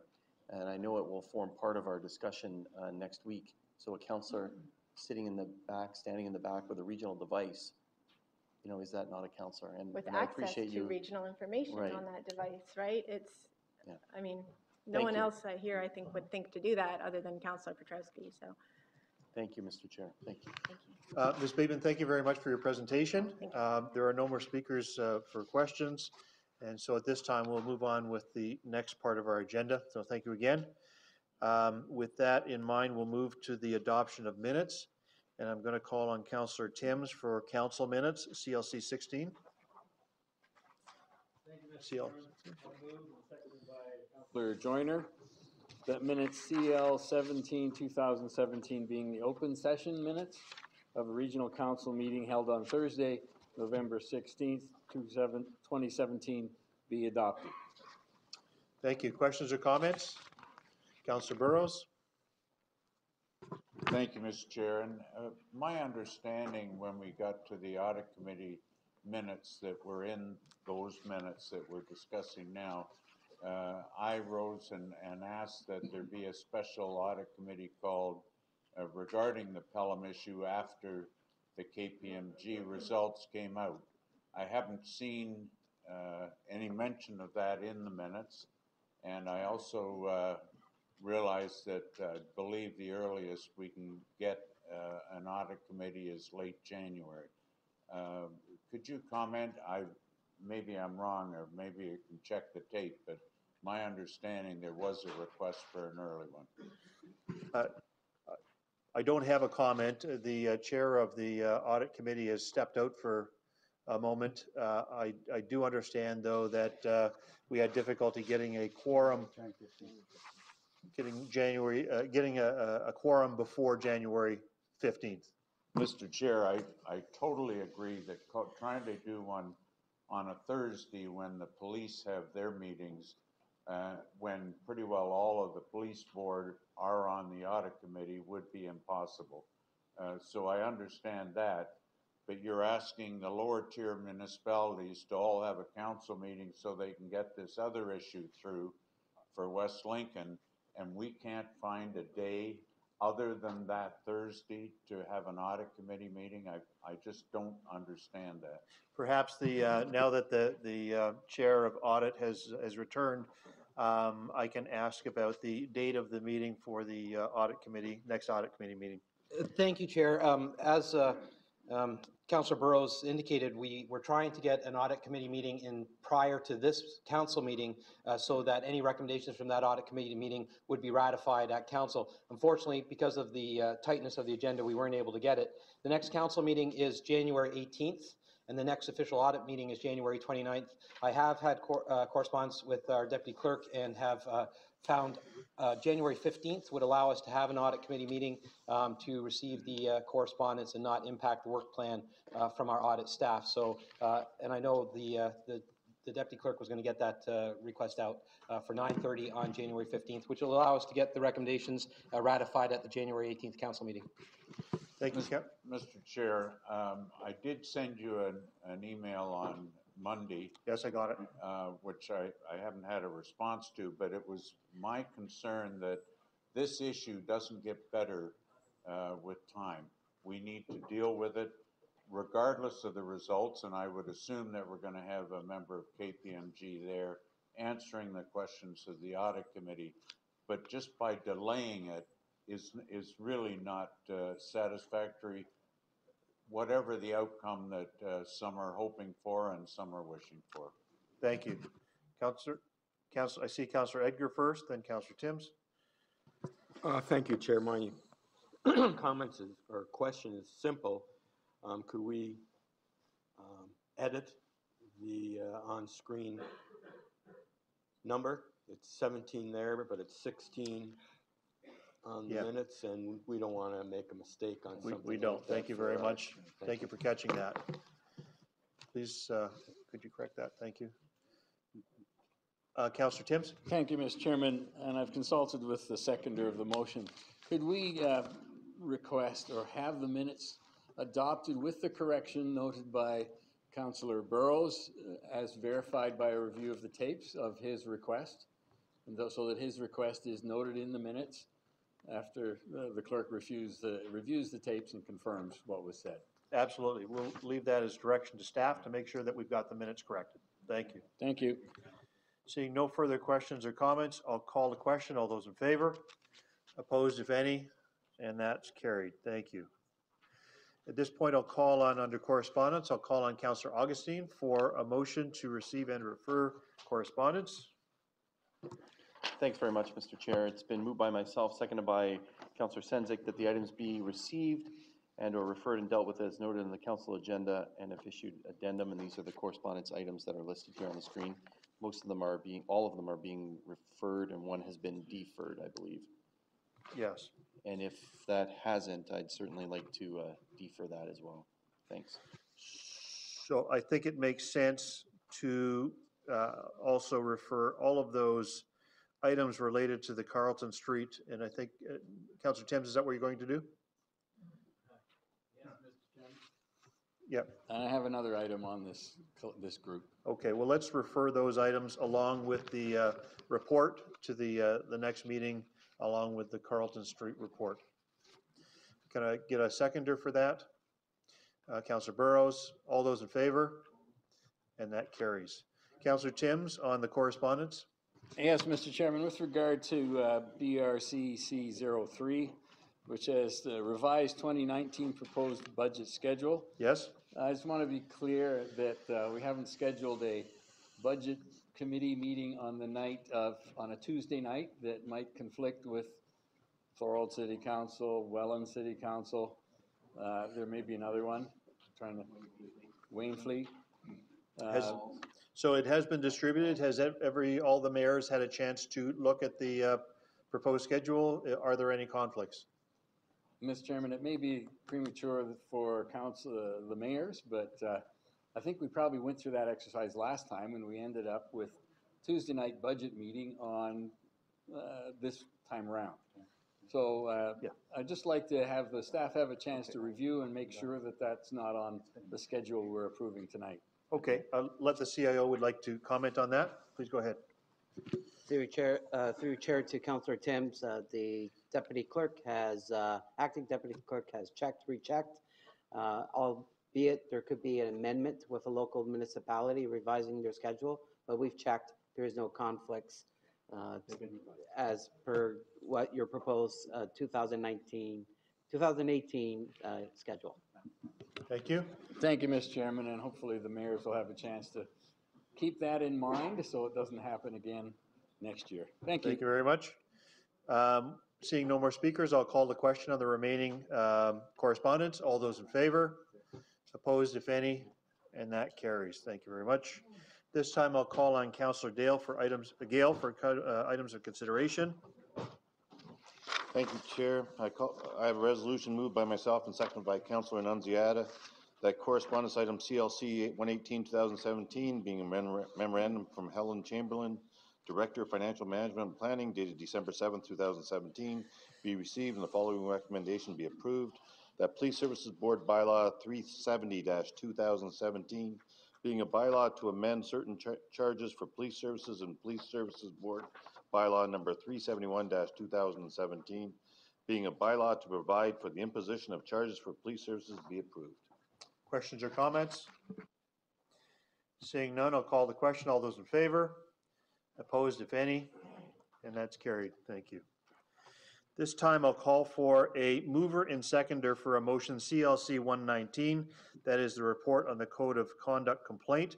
And Councillor Rigby, seconded by Councillor Bentley. And this time I'm going to turn to our solicitor for comments on this business item. Through the chair, I believe at this point, if council are seeking legal advice with respect to this matter, and as it's a matter of dealing with an identifiable individual, I'd suggest that it go in camera first.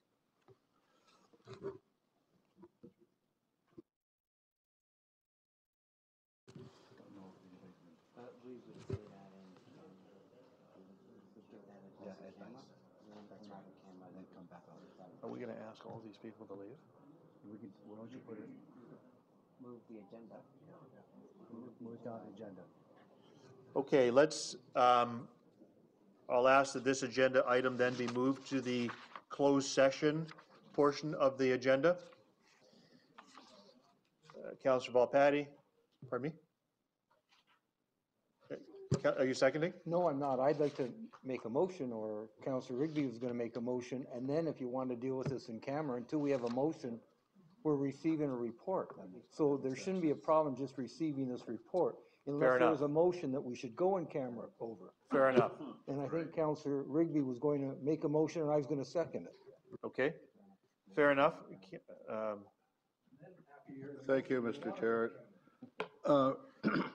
Around the recommendations that did come out of the request, the council suggested that the council issue a formal reprimand to Councillor Petrowski.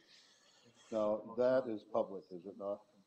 So the motion is on the floor. The code of conduct is on the floor. Please ask your question one more time. Okay. Rather than do that, we would move, or I would move, that Councillor Petrowski be removed from all committees that he participates in at this time. That can't be in public? I need to turn to our solicitor again. It is, though. Well, to be frank, I didn't get the response I was looking for from our solicitor, because we quite frankly can't be talking about this right now. Solicitor, could you please, again? Then I will bend down and sit down and wait for some indication.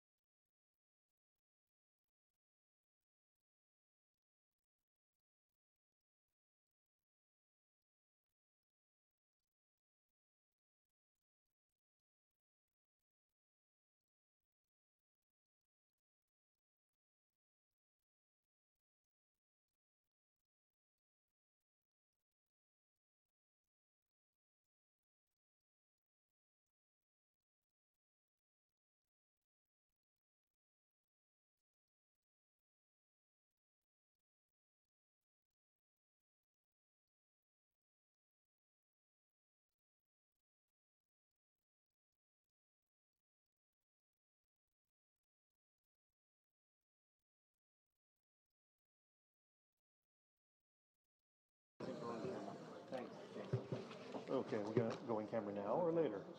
Get her place. Get her place. Okay, Madam Solicitor, I'm going to ask you again for your advice in this matter at this juncture. Certainly, through the chair. My recommendation. Please. I am prepared to provide advice with respect to the matter, but because the nature of the advice is indeed legal advice and it's about an identifiable individual, my recommendation is that council go in camera to receive the advice with respect to dealing with the matter prior to dealing with it.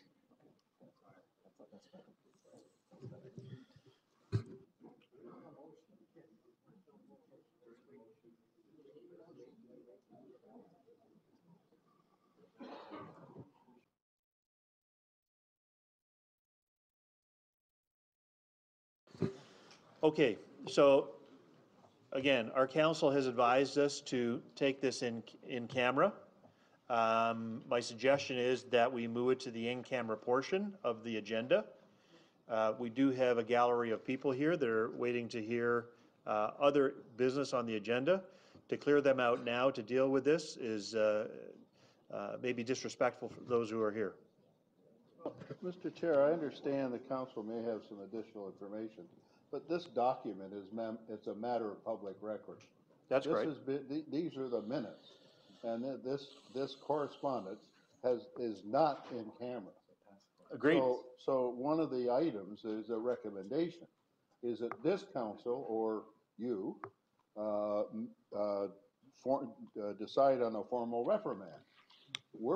I'm suggesting to put forward a motion that he be removed from the committees that he attends, and that we move that the pay that he received should stop. Now, that could be seconded, and then we could discuss that in camera. And it may be out of order, we'll find that out. On a point of order, Chair, has the report been, do we have a motion to receive the report as well? It's on the floor. It is on the floor? Well, then I suggest that we should take our Okay, at that point, it sounds like there's an appetite from council to go in camera. So I'll take a motion to move in camera. Councillor Volpatti, Councillor Dart, I'll call the question to move in camera right now. All those in favor? Fine. Opposed, if any? And that's carried. So I apologize to the gallery. There is a motion to move in camera. We'll invite you back in once we've had the appropriate advice from our legal counsel.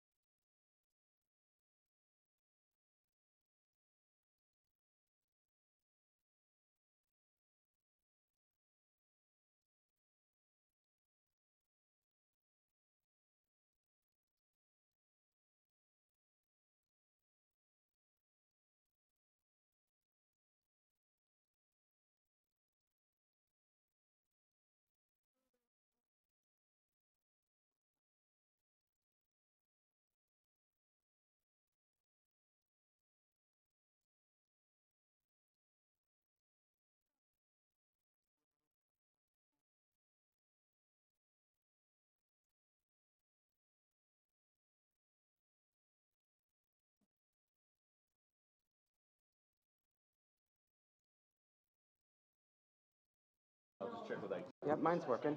Yeah, you're Okay, good. all You're right. good. You're good. Okay, if I can get everybody to take their seats, now the gallery seems to have shrunk. I want to apologize for having to break the meeting and go in camera middle of the meeting, but it was imperative that we did so to get direction from our solicitor, from our HR director, and have the debate, have the discussion around the table about the issue before us.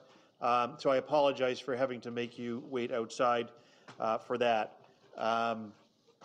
But with that, thank you for coming back in and being part of this discussion. So with that, there was a motion that was on the floor as we left by Councillor Rigby and seconded by Councillor Height, that will be now retracted. Changed. Go ahead. Sign in again, Yeah, please. Okay, sorry. The motion that was tabled before we went in camera still stands, and I believe that what's going to happen is we're breaking into two parts, one being about the committees, and the, No. No. We had this discussion just before we went out. Yeah, So the motion that we landed well, on you was talked to that, two different people because that's what we discussed. yeah, so that motion, as in accordance with our solicitor and what we agreed on in camera that we would, coagulate it around was that this item would be deferred until the return of the council. It was in two parts, and it would, the second There's no part two would parts. be deferred. No Well, two parts. sorry, I don't retract my motion then. My motion, as it stands on table at the beginning. What happened? You weren't listening to me, sir, because I was very clear to you. Let's go back in camera. Motion to move back in camera. Councillor Volpatti, Councillor Marshall. Sorry, folks. All in favor? Not in favor. Okay, opposed? Apparently we cannot go back in camera. We don't have the votes. Can you call that again, let's have it recorded, please? Okay. Motion to move into camera.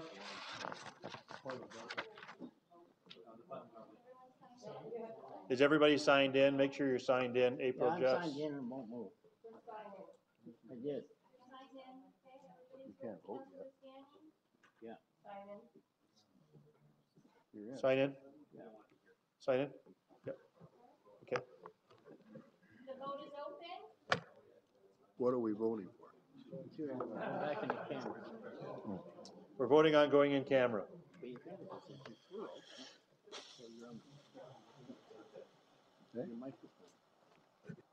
Yes. Sorry, folks, give us another couple of minutes. We're almost there.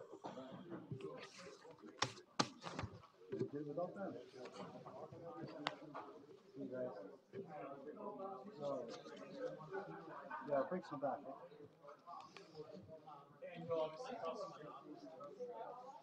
It's gonna be like 2 minutes, honestly, it's 2 minutes.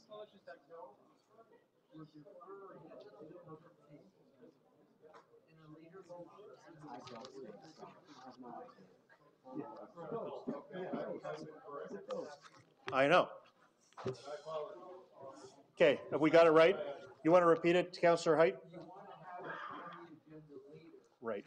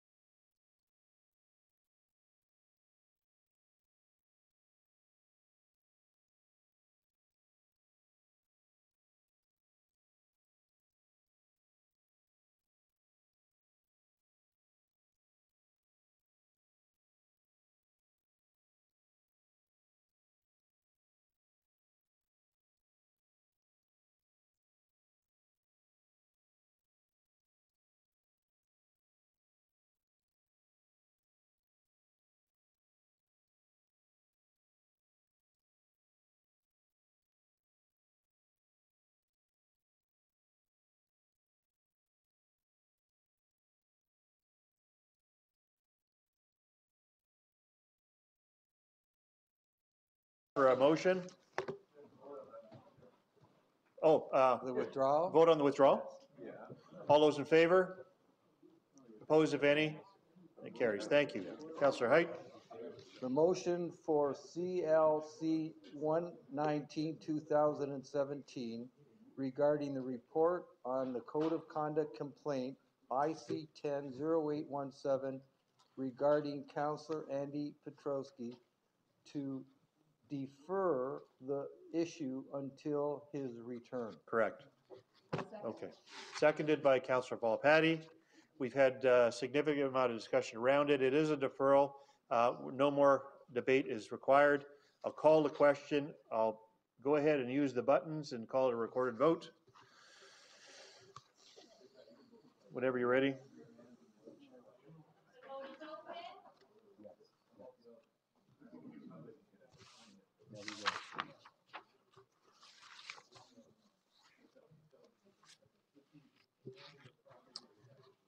And that is, well, wait a minute. Why am I on there? I had to sign in to get my microphone on. Can you please remove my vote? I did not vote.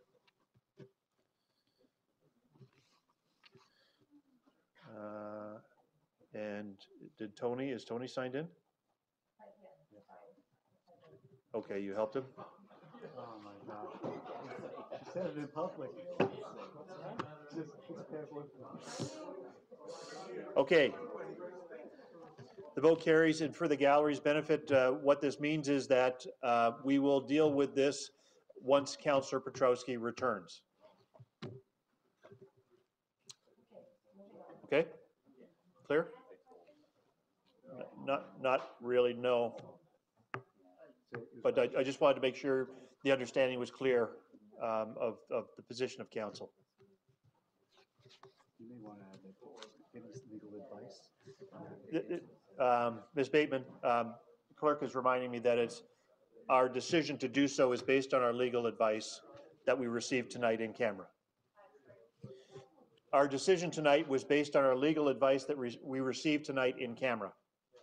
Okay, thank you. Moving on. Councillor Volpatti, a motion CSD 81, development charges, transition provisions and agreements. Point of order, Mr. Chair. Yes. Is this where you want to deal with the appointments? Sure. That's fine. A good part in the agenda. So at this point in time, I'd like to put Go a ahead. motion on the floor that we appoint Councillor Rigby to the Niagara Regional Housing Board to replace Councillor Petrowski until he returns. Yep. Similar to what we've done in the past. Is there a seconder? Councillor Volpatti. I'll call the question. I need to speak to this, if I can. You didn't ask for anybody, sorry. There's no No, I button for me didn't. to push. I didn't. So may I? Go ahead. Thank you. This is not the right thing to do. Nothing against Councillor Rigby. However, interviews were taken last week. On the next meeting of Regional Council Board, we will appoint 4 citizens. There'll be 4 members of council. There are 9 members of the board moving forward. That'll be validated at the first council meeting in January. There is no quorum problem like there was before. So the idea of replacing Councillor Petrowski is not necessary yet until such time as he is no longer a member of council or we take other action. There is no process to do this. The concept of appointing somebody at large, just because it's convenient, runs afoul of everything else that we do here. So if there is a vacancy, we'll go through the right process of actually filling it. In the past, there was a reason to do that, to forward the business of the Niagara Regional Housing Corporation. That is no longer a problem. So I don't think it's necessary to do this. This is again, with respect to the previous report, probably at odds with that as well. But we don't need to do this yet. And until there's a problem, we don't need to solve it. So the concept of putting that on is wrong. And I don't think we should do that. I would ask council to have caution and wait until such time as there actually is a need to replace them. The number of members of the board is being reduced. The interviews were taking place 4 days ago. we are going to ask council to validate those people at the first meeting in January. There is no need to add another member to the board. It's a business corporation. You don't move people out in and out of a board of directors because you think you have, it's a silly thing to do. So nothing personal, but there's the problem or the issue that existed with vacancies from citizens and one more councillor creating an issue of moving the business is no longer the case. So the idea of having to have Councillor Rigby there does not exist. Okay. So I don't think we should be doing it. I'm going to call the vote. The motion is duly moved and seconded. It is on the floor. We have the ability to vote it down if that's the case, but I'll call the motion. As a point of order, though. Yes. Don't we have to waive the procedural bylaw to allow this motion to even occur? Let me ask the clerk if it's a temporary, this is a temporary position, temporary posting for the Niagara Regional Housing. Yeah, it's a throw-in. We shouldn't even be discussing it until you get 2/3. I don't believe we did last time, but we did?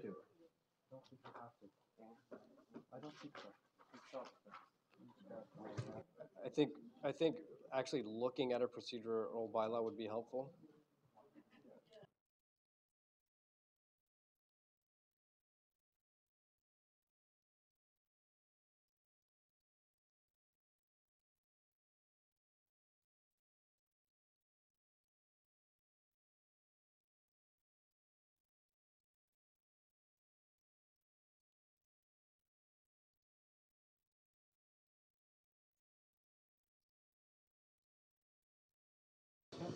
So upon advice from the clerk, simple majority was used last time and is required this time for a temporary filling of a vacancy. Thank you, Chair. That doesn't answer my question, though. It doesn't matter what happened last time. It doesn't make it right.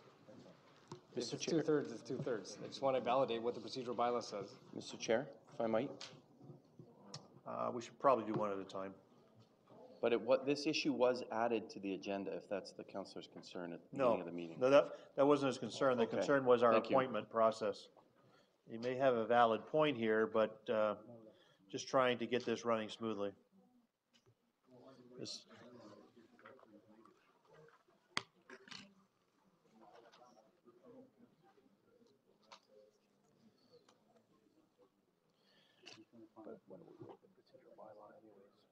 Why don't we just waive it?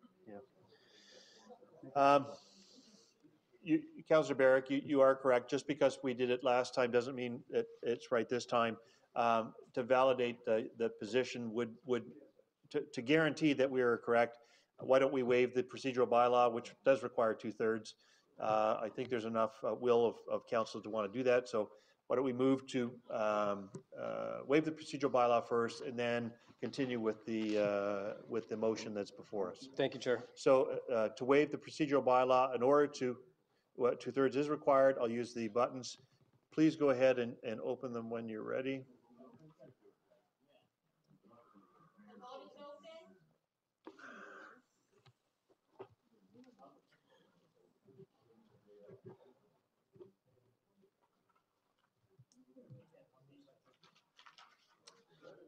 Two-thirds no.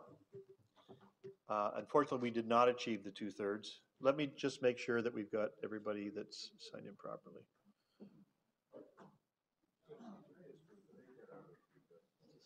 Pardon me?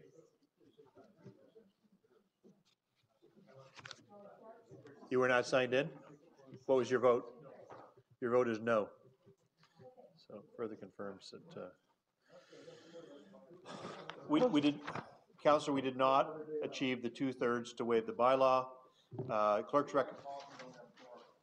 pardon me?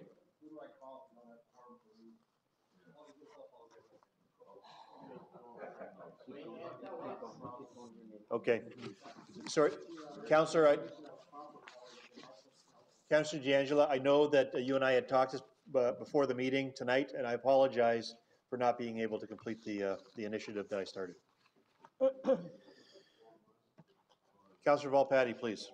Thank you, Chair. I'm pleased to rise with a motion, a resolution moved by myself and seconded by Councillor Maloney, that report CSD 81-2017 dated December 7, 2017 respecting development charge transition provision agreements be received and the following recommendations be approved. Okay, one meeting, guys, please. Thank you. So open the speakers list, I'm please. not, sorry, I'm not done. Okay. 1, that regional council delegate the ability to extend Schedule F, Section 1B of Bylaw 2017-98 to the discretion of the Commissioner of Enterprise Management Services and the Director of Legal Services to a date not later than January 31, 2018. Okay. And I do have some questions on this, Chair, if I may. Sure. Pardon me, Mr. Chairman, and my apologies, Councillor Volpatti. I should have declared a conflict on the development charges issue at the beginning of the meeting. So, Please let that be noted, and I'll assume that you'll sign out for this portion. sorry, Councillor. Chair, I'm just trying to understand. I have no problem with delegating the authority as long as I understand the figures that we're looking at here under financial considerations. So the reductions since 2012 due to brownfields amounted to approximately $500,000 for 13 properties. Now, in this report, there are 9 known brownfields properties that were estimated to be eligible for reductions amounting to $28.6 million. So why? Why has this gone up so much? I mean, in 5 years, we only had 500,000, and now all of a sudden we have deductions amounting to 28.6 million. Mr. Commissioner? Thank you. Through the chair, those were the amounts that were disclosed previously when the DC bylaw was being passed, and it was an estimate. And actually, later on, you'll see that there's been more properties added to up to 53 million.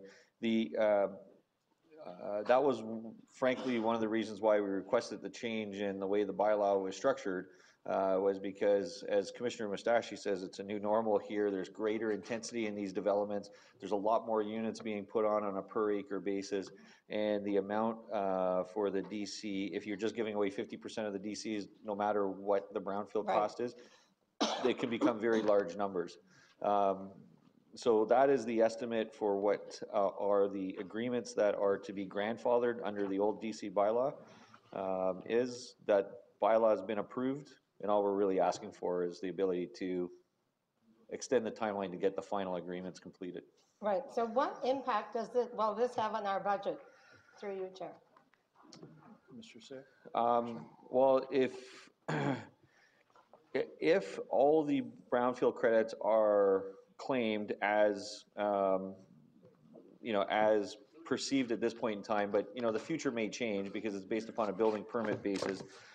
You could be looking at several. You'd be looking at, if you think it's about $3 million per 1% in levy, you'd be looking at for 53 million. You'd be looking at 17% on the levy. If all 53 million came to fruition. Right. So that impact sounds like a very large impact. It'd be over a number of years, though, as the developments happen, but yes. Over how many years, through you, Chair?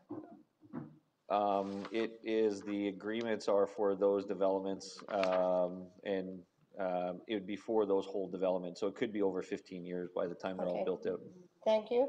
And the building permits are issued by municipalities, through you, Chair, not by the region. Is that correct? Thank you. Through the chair, that is correct. And do they all recognize development charges only when the building permit is issued, through you, Chair? Thank you. I believe the new set of bylaws now say it's on building permit issuance. Only? Yeah, only at this point in time. Okay. So, I mean, I think it's a wonderful thing that this is happening. The incentive is there to incentivize, to encourage people to use these brownfields, and it will certainly improve all of our communities. And my concern, part of my concern was that we wouldn't do this only on issuance of building permits. But now that I am assured that This will happen only if when building permits are issued, and the applications must be in, or the building permits must be issued, not the applications in. The building permits must be issued before January 31st, 2018. No. No, thank you. The agreement has to be signed. The agreement has to be signed prior to January 31st. And then we don't assess like in theory, how it would work is as they have a building permit issued, we would assess them the DC, and then they would essentially get the grandfathered reduction back to them. Right. Thank you very much. I'm glad to have it clarified. It's an important issue. It's lots of money for us and for them. Thank you. And keeping in mind, that this is just a date limitation. Councillor Timms has declared a conflict. Councillor Grenier. Thank you, Mr. Chairman, and How I did we think get this. bumped? Sorry. No. There was myself and somebody else before Councillor Grenier. We got bumped. It's okay, go ahead. Was Councillor Baves on the list? I apologize. It's okay. I don't know what happened. There was someone else too. I don't know. There was three of us. No, Tim's was inverted. It was Tim's, yeah. I apologize. So you want to? Councillor Baves, if you were first, if that's all right. Yeah, if you don't mind. Thank you for this. These are very detailed agreements, and my understanding is the 9 property owners have to look at the old agreement and the new agreement, and there's a lot of things to consider. And I just want to move on a motion that we change the date to no later than March 31st, 2018. You got the Christmas season coming up. You got multiple agreements. You have one guy, Dean, I believe, Rosiani, kind of negotiating on our behalf. There's a lot of math to be done by the players that play, and I would like to change the date to March 31st, 2018, so that you're not under this immense time pressure and we get ourselves into bad deals or they get themselves into bad deals. And it's to a date not later than, so there's still discretion that if they want to hustle them along, they can, but I don't want this to be such a time pressure that things fall through the cracks. So I'd like to move to change it to March 31st, 2018. Let me see if that is a realistic opportunity or concern. I don't have a concern with it. They're 3-page agreements, so they shouldn't be too complex, but adding a few dates should be fine. That's fine. Councillor Grenier has offered to second that change. Okay, we'll just move the date as a friendly amendment to March 30th. You accept it, John? John accepts it too. There is no 31st. Okay, good. That was one of the two things.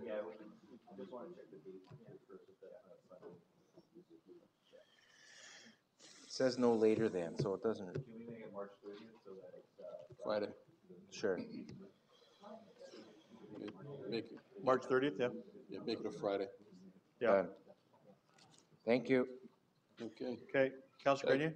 That was one of the two things I was going to raise. The second is we actually voted unanimously to partake in the grandfathering of two proponents that were here.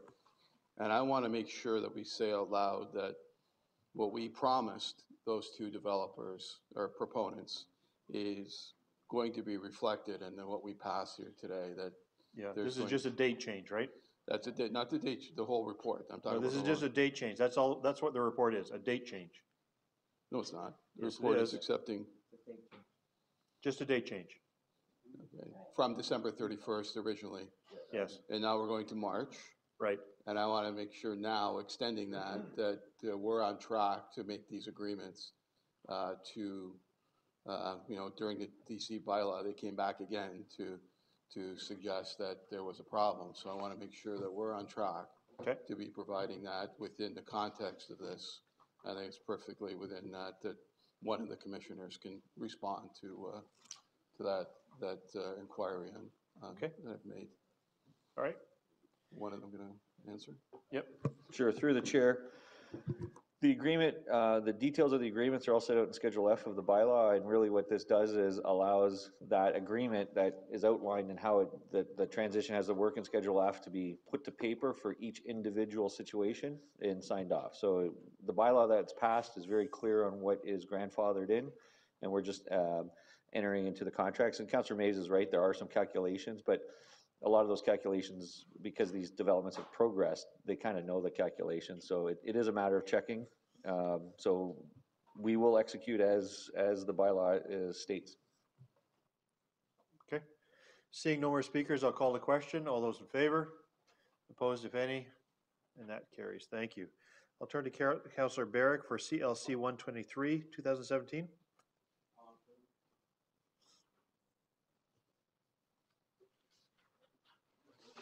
Thank you, Chair. I have a few here. So correspondence moved by myself, seconded by Councillor Maves, that correspondence item CLC 123, 2017 being a memorandum from Mr. Fabiano, Acting Regional Clerk, respecting recommendation for consideration of the Budget Review Committee of the whole meeting held today, be received, and the recommendation contained therein be approved. Thank you. Questions or comments? Seeing none, I'll call the question. All those in favor? Opposed, if any? And that's carried. Going to open committee reports, open session committee reports. Again, Councillor Barrick, Budget Review Committee of the whole.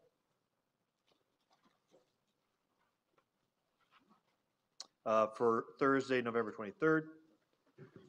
Thank you, Chair. Moved by myself, seconded by Councillor Maves. The report BRC OTW 06 2017 being the open session minutes of the Budget Review Committee of the whole meeting held Thursday, November 23rd, be received, and the recommendations contained therein be approved. Okay. This is on. Okay. Questions or comments? Seeing none, Councillor Barrick. Yeah, thank you, Chair. Just briefly, I wanted to say, with respect to the budget process, I know we held it the last meeting early at 4 o'clock this evening, but just to reiterate once again my personal thanks to staff throughout this process, as well as committee members as well. I do firmly believe that this budget does demonstrate a balance of needs throughout Niagara in terms of respecting infrastructure, respecting clean, safe water and our assets, as well as programs and services that our residents rely on every day, all in the while maintaining and keeping top of mind taxpayer affordability. So I wanted to thank the committee and staff. Thank you. Thank you, Councillor, and I also want to thank committee for their hard work both yesterday and today on this issue. So I'll call the question. All those in favor? Opposed, if any? And that carries. Thank you. Now I'll turn to Councillor Maves for Public Works Committee. Thank you very much, Chair. Moved by myself, seconded by Councillor Sendzik, that report PWC 14 2017 being the open session minutes of the Public Works Committee meeting held on Tuesday, November 28, 2017, be received and the recommendations contained therein be approved. Questions or comments? Councillor Timms. Just a question of how we did lift the one item and refer it. So Yep. that be noted in this motion. Absolutely. Thank you. To the balance of the minutes, all those in favor? Opposed, if any? And that carries. Thank you. Turn to Councillor Jeffs for the Public Health and Social Services. Thank you, Mr. Chair. Moved by myself and seconded by Councillor Joyner that report PHSSC 13-2017 being the open and closed session minutes of the Public Health and Social Services Committee meeting held on Tuesday, November 28th, 2017 be received and the recommendations contained therein be approved. And before we continue, if I can just take a minute, tonight is the last council meeting for Dr. Yeager. So I just wanted to say a few words and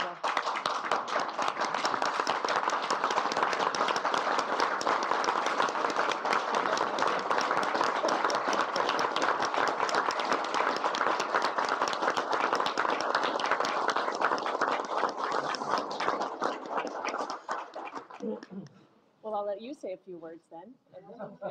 Well, I did warn you when at committee, I did mention it was Dr. Yeager's last committee meeting, so I did give you fair warning I would be doing this again at council. So I just want to wish Dr. Yeager all the best, and I've really, really enjoyed working with her as a co-chair for public health. She's a fabulous communicator and a great leader of her department. And you can see that. I was at the public health breakfast just a couple days ago, or I guess it was yesterday morning. Wow, it seems a long time ago. And you can see how much, and that's a big group of individuals, and how much they love you, and how your great leadership is shown in how they are with you. And we really appreciate it.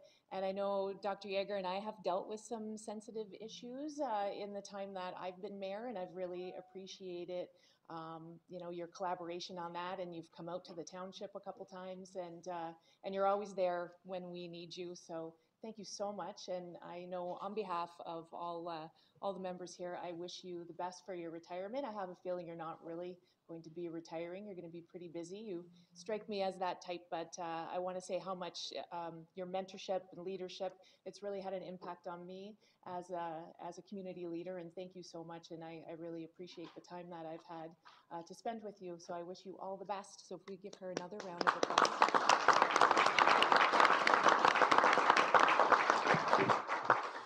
So thank you very much, Mayor Jeff. So I echo your sentiments, and there will be an opportunity for all of us to say goodbye formally to Dr. Yeager in the future, I'm sure.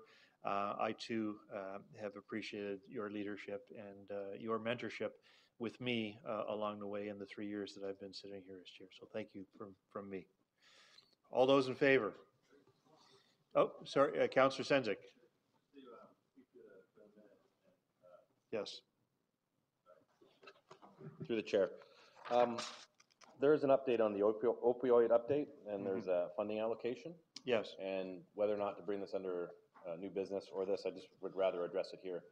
The information that came out today that was shared with the chair's office, public health, and the municipalities in St. Catharines and Niagara Falls, at the end of the day, it's embarrassing. And it's embarrassing because of the fact that Niagara Falls is number 1, and St. Catharines is number 5 for statistics that we don't want to be number 1 and 5 at. And I know Mayor Diodati has been pushing hard. I know the chair, you've been working hard, and I've been working hard on the opioid crisis. And the fact is, public health has been there as well, but I don't think enough is being done. And hopefully, with the announcement today, the province will finally realize that we need more funding. So it's not an issue of public health here in our community, it's an issue of funding. And hopefully now we have a mandate from a provincial government that's going to work with the federal government to get the access to funds that we need in our communities. We can't keep having committee meetings. People are dying in our community.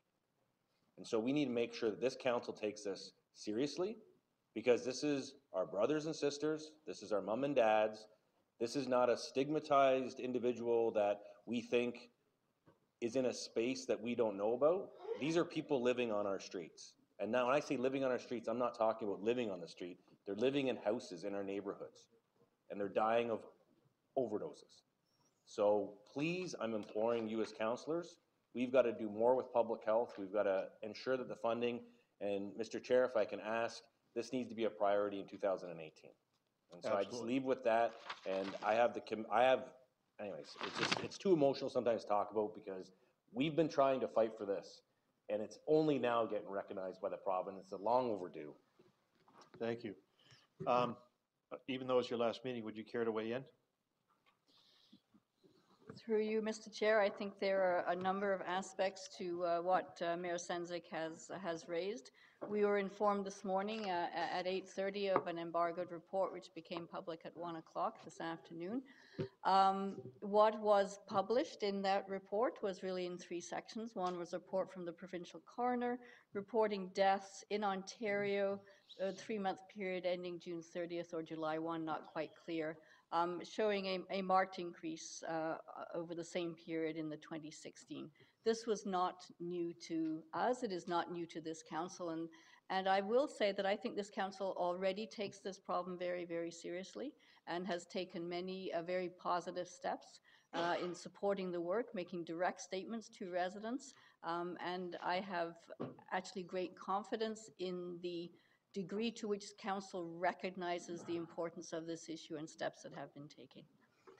In the second item that was in the report was that naloxone now will be distributed, being present on first responders, police and fire vehicles. Public health will be involved in distribution of those pieces, those kits of naloxone, and also partly in the training of that. The third very important thing is that there has been a devolution of authority there has to be an authority to create the space on which a supervised injection site sits, almost as a little piece of not Canada, in the sense that it's not illegal there. Right? So it's not illegal to use those substances within that space. The devolution of that authority on the request from the Minister of Health of a province to the federal Minister of Health takes that authority to the province, and the letter from Mr. Hoskins went for that, I believe, today. In order for that to happen, the Associate Deputy Minister, who's one of my semi-bosses, Roselle Martino, has to present to the federal counterpart a new Ontario plan, a new opioid plan and a strategy. And my understanding from Roselle is that she is in the process of writing that. This is going to happen all quite quickly over the next couple of weeks. And then we will have a new opioid strategy. But right away, we are starting with a greater ability to distribute the naloxone and a change in really a loss of a lot of red tape. A lot of the bureaucratic things have fallen apart, and things will be able to move very quickly. And I think we're well positioned in Niagara to act on this now. Thank you. Councillor Bentley. Thank you, Mr. Chairman. To that point, and through you to the Medical Officer of Health, and I appreciate your work on this and your detail that you've given to the committee. A question for you, though. Did I not hear within this past week that Hamilton have been approved for a safe injection site, or has it been a motion of council to approve it to the province? I didn't catch all of the news, but I know it was regarding the exact same issue and a safe site in Hamilton. Doctor? I think they actually identified the area, the number of blocks and everything else that they were opposing. My understanding is that they have done that piece, but it's not yet a formal approval. If I may, Chair, I would like to add for council's. There was some interest in the EMS transports and was whether that an actual real number. So EMS transports in Niagara, July 63, these are for opioid overdoses suspected, August 76, September 82, October 54, November 51, and December so far, so we are what of December? So 8, 7? Less than 5. So I think we almost have a line going in a much better direction. Thank you very much. Councillor Augustine? Thanks very much, Mr. Chair. Can we get a copy of these reports? I'm trying to find it online. I'm looking at email. It's not there. Can we just get a copy? It came by email, didn't it? Through Mr. Chair, there is a news release from the province, which is on the Ontario news feeds. Is it possible to get a sent? Yeah. Thank you very much. Okay, seeing no more questions, I'll call a question on the balance of the minutes. All those in favor? Opposed, if any? And that carries. Thank you. I'll turn again to Councillor Barrick for the Corporate Services Committee. Thank you, Chair. Moved by myself, seconded by Councillor Mays, that report CSC 14-2017 being the open and closed session minutes of the Corporate Services Committee meeting held Wednesday, November 29th, 2017 be received, and the recommendations contained therein be approved. Questions or comments? Seeing none, I'll call the question. All those in favor? Opposed, if any? And that carries. I'll turn to Councillor Volpatti for the Planning and Economic Development Committee. Thank you, Chair. I have a resolution moved by me, seconded by Councillor Maloney, that report PEDC 10-2017 being the open session minutes of the Planning and the Economic Development Committee meeting held on Wednesday, November 29, 2017 be received, and the recommendations contained therein be approved. Thank you very much. Questions or comments? Councillor Barrick. Chair, I need to declare my conflict of interest with respect to PDS 47. It's a matter concerning the MPCA of which I'm an employee. Thank you. Please let that be noted, Mr. Clerk. Seeing no more speakers, I'll call the question. All those in favor? Opposed, if any? And that carries. I'll call on Councillor Quirk for the Budget Review Committee of the Whole, Tuesday, December 5th. Thank you, Chair. I have a motion moved by myself, seconded by Councillor Luciani, that report BRCOTW 07-2017 being the open session minutes of the Budget Review Committee of the Whole meeting held on Tuesday, December 5th, 2017 be received, and the recommendations contained therein be approved. Questions or comments? Seeing none, I'll call the question. All those in favor? Opposed, if any? And that carries. There are no chief administrative officers' reports. We have decided to push the motion relative to the algae bloom forward to the next meeting. We got one notice of motion earlier in the agenda. Are there any other notices of motion? Councillor Timms. Thank you, Mr. Chairman. I intend to put forward a motion requesting a pilot project through Public Works on the treatment of Phragmites invasive species, focusing on Lambton County's one approach in January. Thank you. Could you please make sure that the clerks get everything that you have to provide to them? Thank you. Councillor Barrick? We're respecting notices of motion currently? Yes. So I'd like to give notice. I'll be bringing a motion forward with respect to safe water drinking training. Yep. We had training, some of us, a week or two ago from the Walkerton, I can't remember the name of the regulatory body. Walkerton Clean Water Center. Walkerton Clean Water Center. Thank you, Councillor Grenier. And it was very beneficial. Anyway, my notice of motion will be surrounding council training with respect to safe drinking water. Thank you very much. I believe we have dealt with everything. Are there any other business limited to announcements? Who's going to talk about the Niagara Lake Christmas Parade? Thank you, Chair. I'd like to invite everyone down to our Christmas parade. Starts at 11 o'clock and it goes right down the main street. You're all welcome, and there's a turkey roll at Station 1 afterwards. Oh, Station 1? Station 1. Where's that? It's on your way out of town, right Okay. by the library and the community center. And I know the chair is going to be in the parade right behind me, so I'll see you there. Behind? And thank you. What's up with that? Councillor Quirk, then Councillor Augustine. Thank you. Very briefly, Chair, I just want to point out to Council that when we passed the Public Works minutes, we passed the last hurdle for the intermunicipal transit, the Linking Niagara Transit Committee. It passed unanimously at the three local area municipalities, well in Niagara Falls and St. Catharines, and passed unanimously here. So thank you to staff for all the work they did, and thank you to the three mayors and their councils for the work they did, and thank you to the council for going through that process. We're not at the end of the beginning or the beginning of the end or whatever it is, but I think we're actually ready for the next phase of actually bringing integrated transit to Niagara. Thank you. Thank you, Councillor. Just reminding everybody, we have not done bylaws, and Councillor Marshall is going to be upset. Wait a minute, Councillor Marshall, we got one more. Thank you Councillor very Augustine? much, Mr. Chair. If Niagara-on-the-Lake is either too early in the morning or too far away, folks are welcome to attend the Santa Claus Parade in beautiful downtown Fenwick on Saturday at 1 o'clock. And it's put on by the fabulous Fenwick Lions. And just carry on into Fenwick, and Santa will be there, and there's all kinds of food and activities for families alike. So looking forward to everyone joining us then. Thank you. One more, and then Councillor Marshall. Go ahead, Councillor Balpetti. Sorry, Councillor Marshall, I'll be quick. Mr. Chair, I know it's a ways away, but we will be having my New Year's levy on January 7th from 1 to 3, and we rotate restaurants in Wainfleet every year. So this year it will be at the 2x4. So if anybody wants to come out, there's great food, and you can complain to me. So. And that's 3 o'clock on New Year's Day? 1 to 3 on January 7th. January 7th, okay. Councillor Marshall, the bylaws, please. Thank you, Mr. Chair. Moved by myself, seconded by Councillor Rigby. The bills 27-101 to 2017-106, and bills 2017-108 to 2017-113 be now read and do pass. Thank you. Questions or comments? I have a point of personal privilege. Yes, sir. Are we meeting next week? Does the same urgency apply now that? Well, we're meeting on the code of conduct. Oh yeah, the code of conduct. Yes. That's why.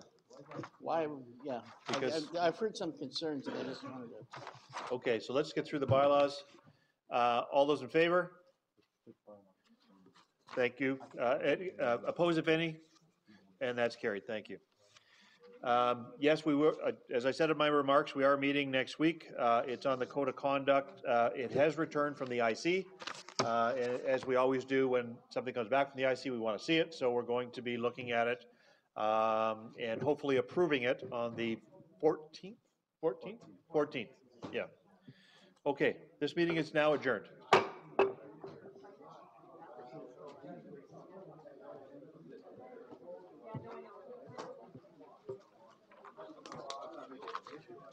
we didn't expect that, well, first of all, we've announced a public meeting, so we have to have it now. We didn't expect the Petrowski thing to go the way it was. We wanted to get in front of that. So the IC had come back with it.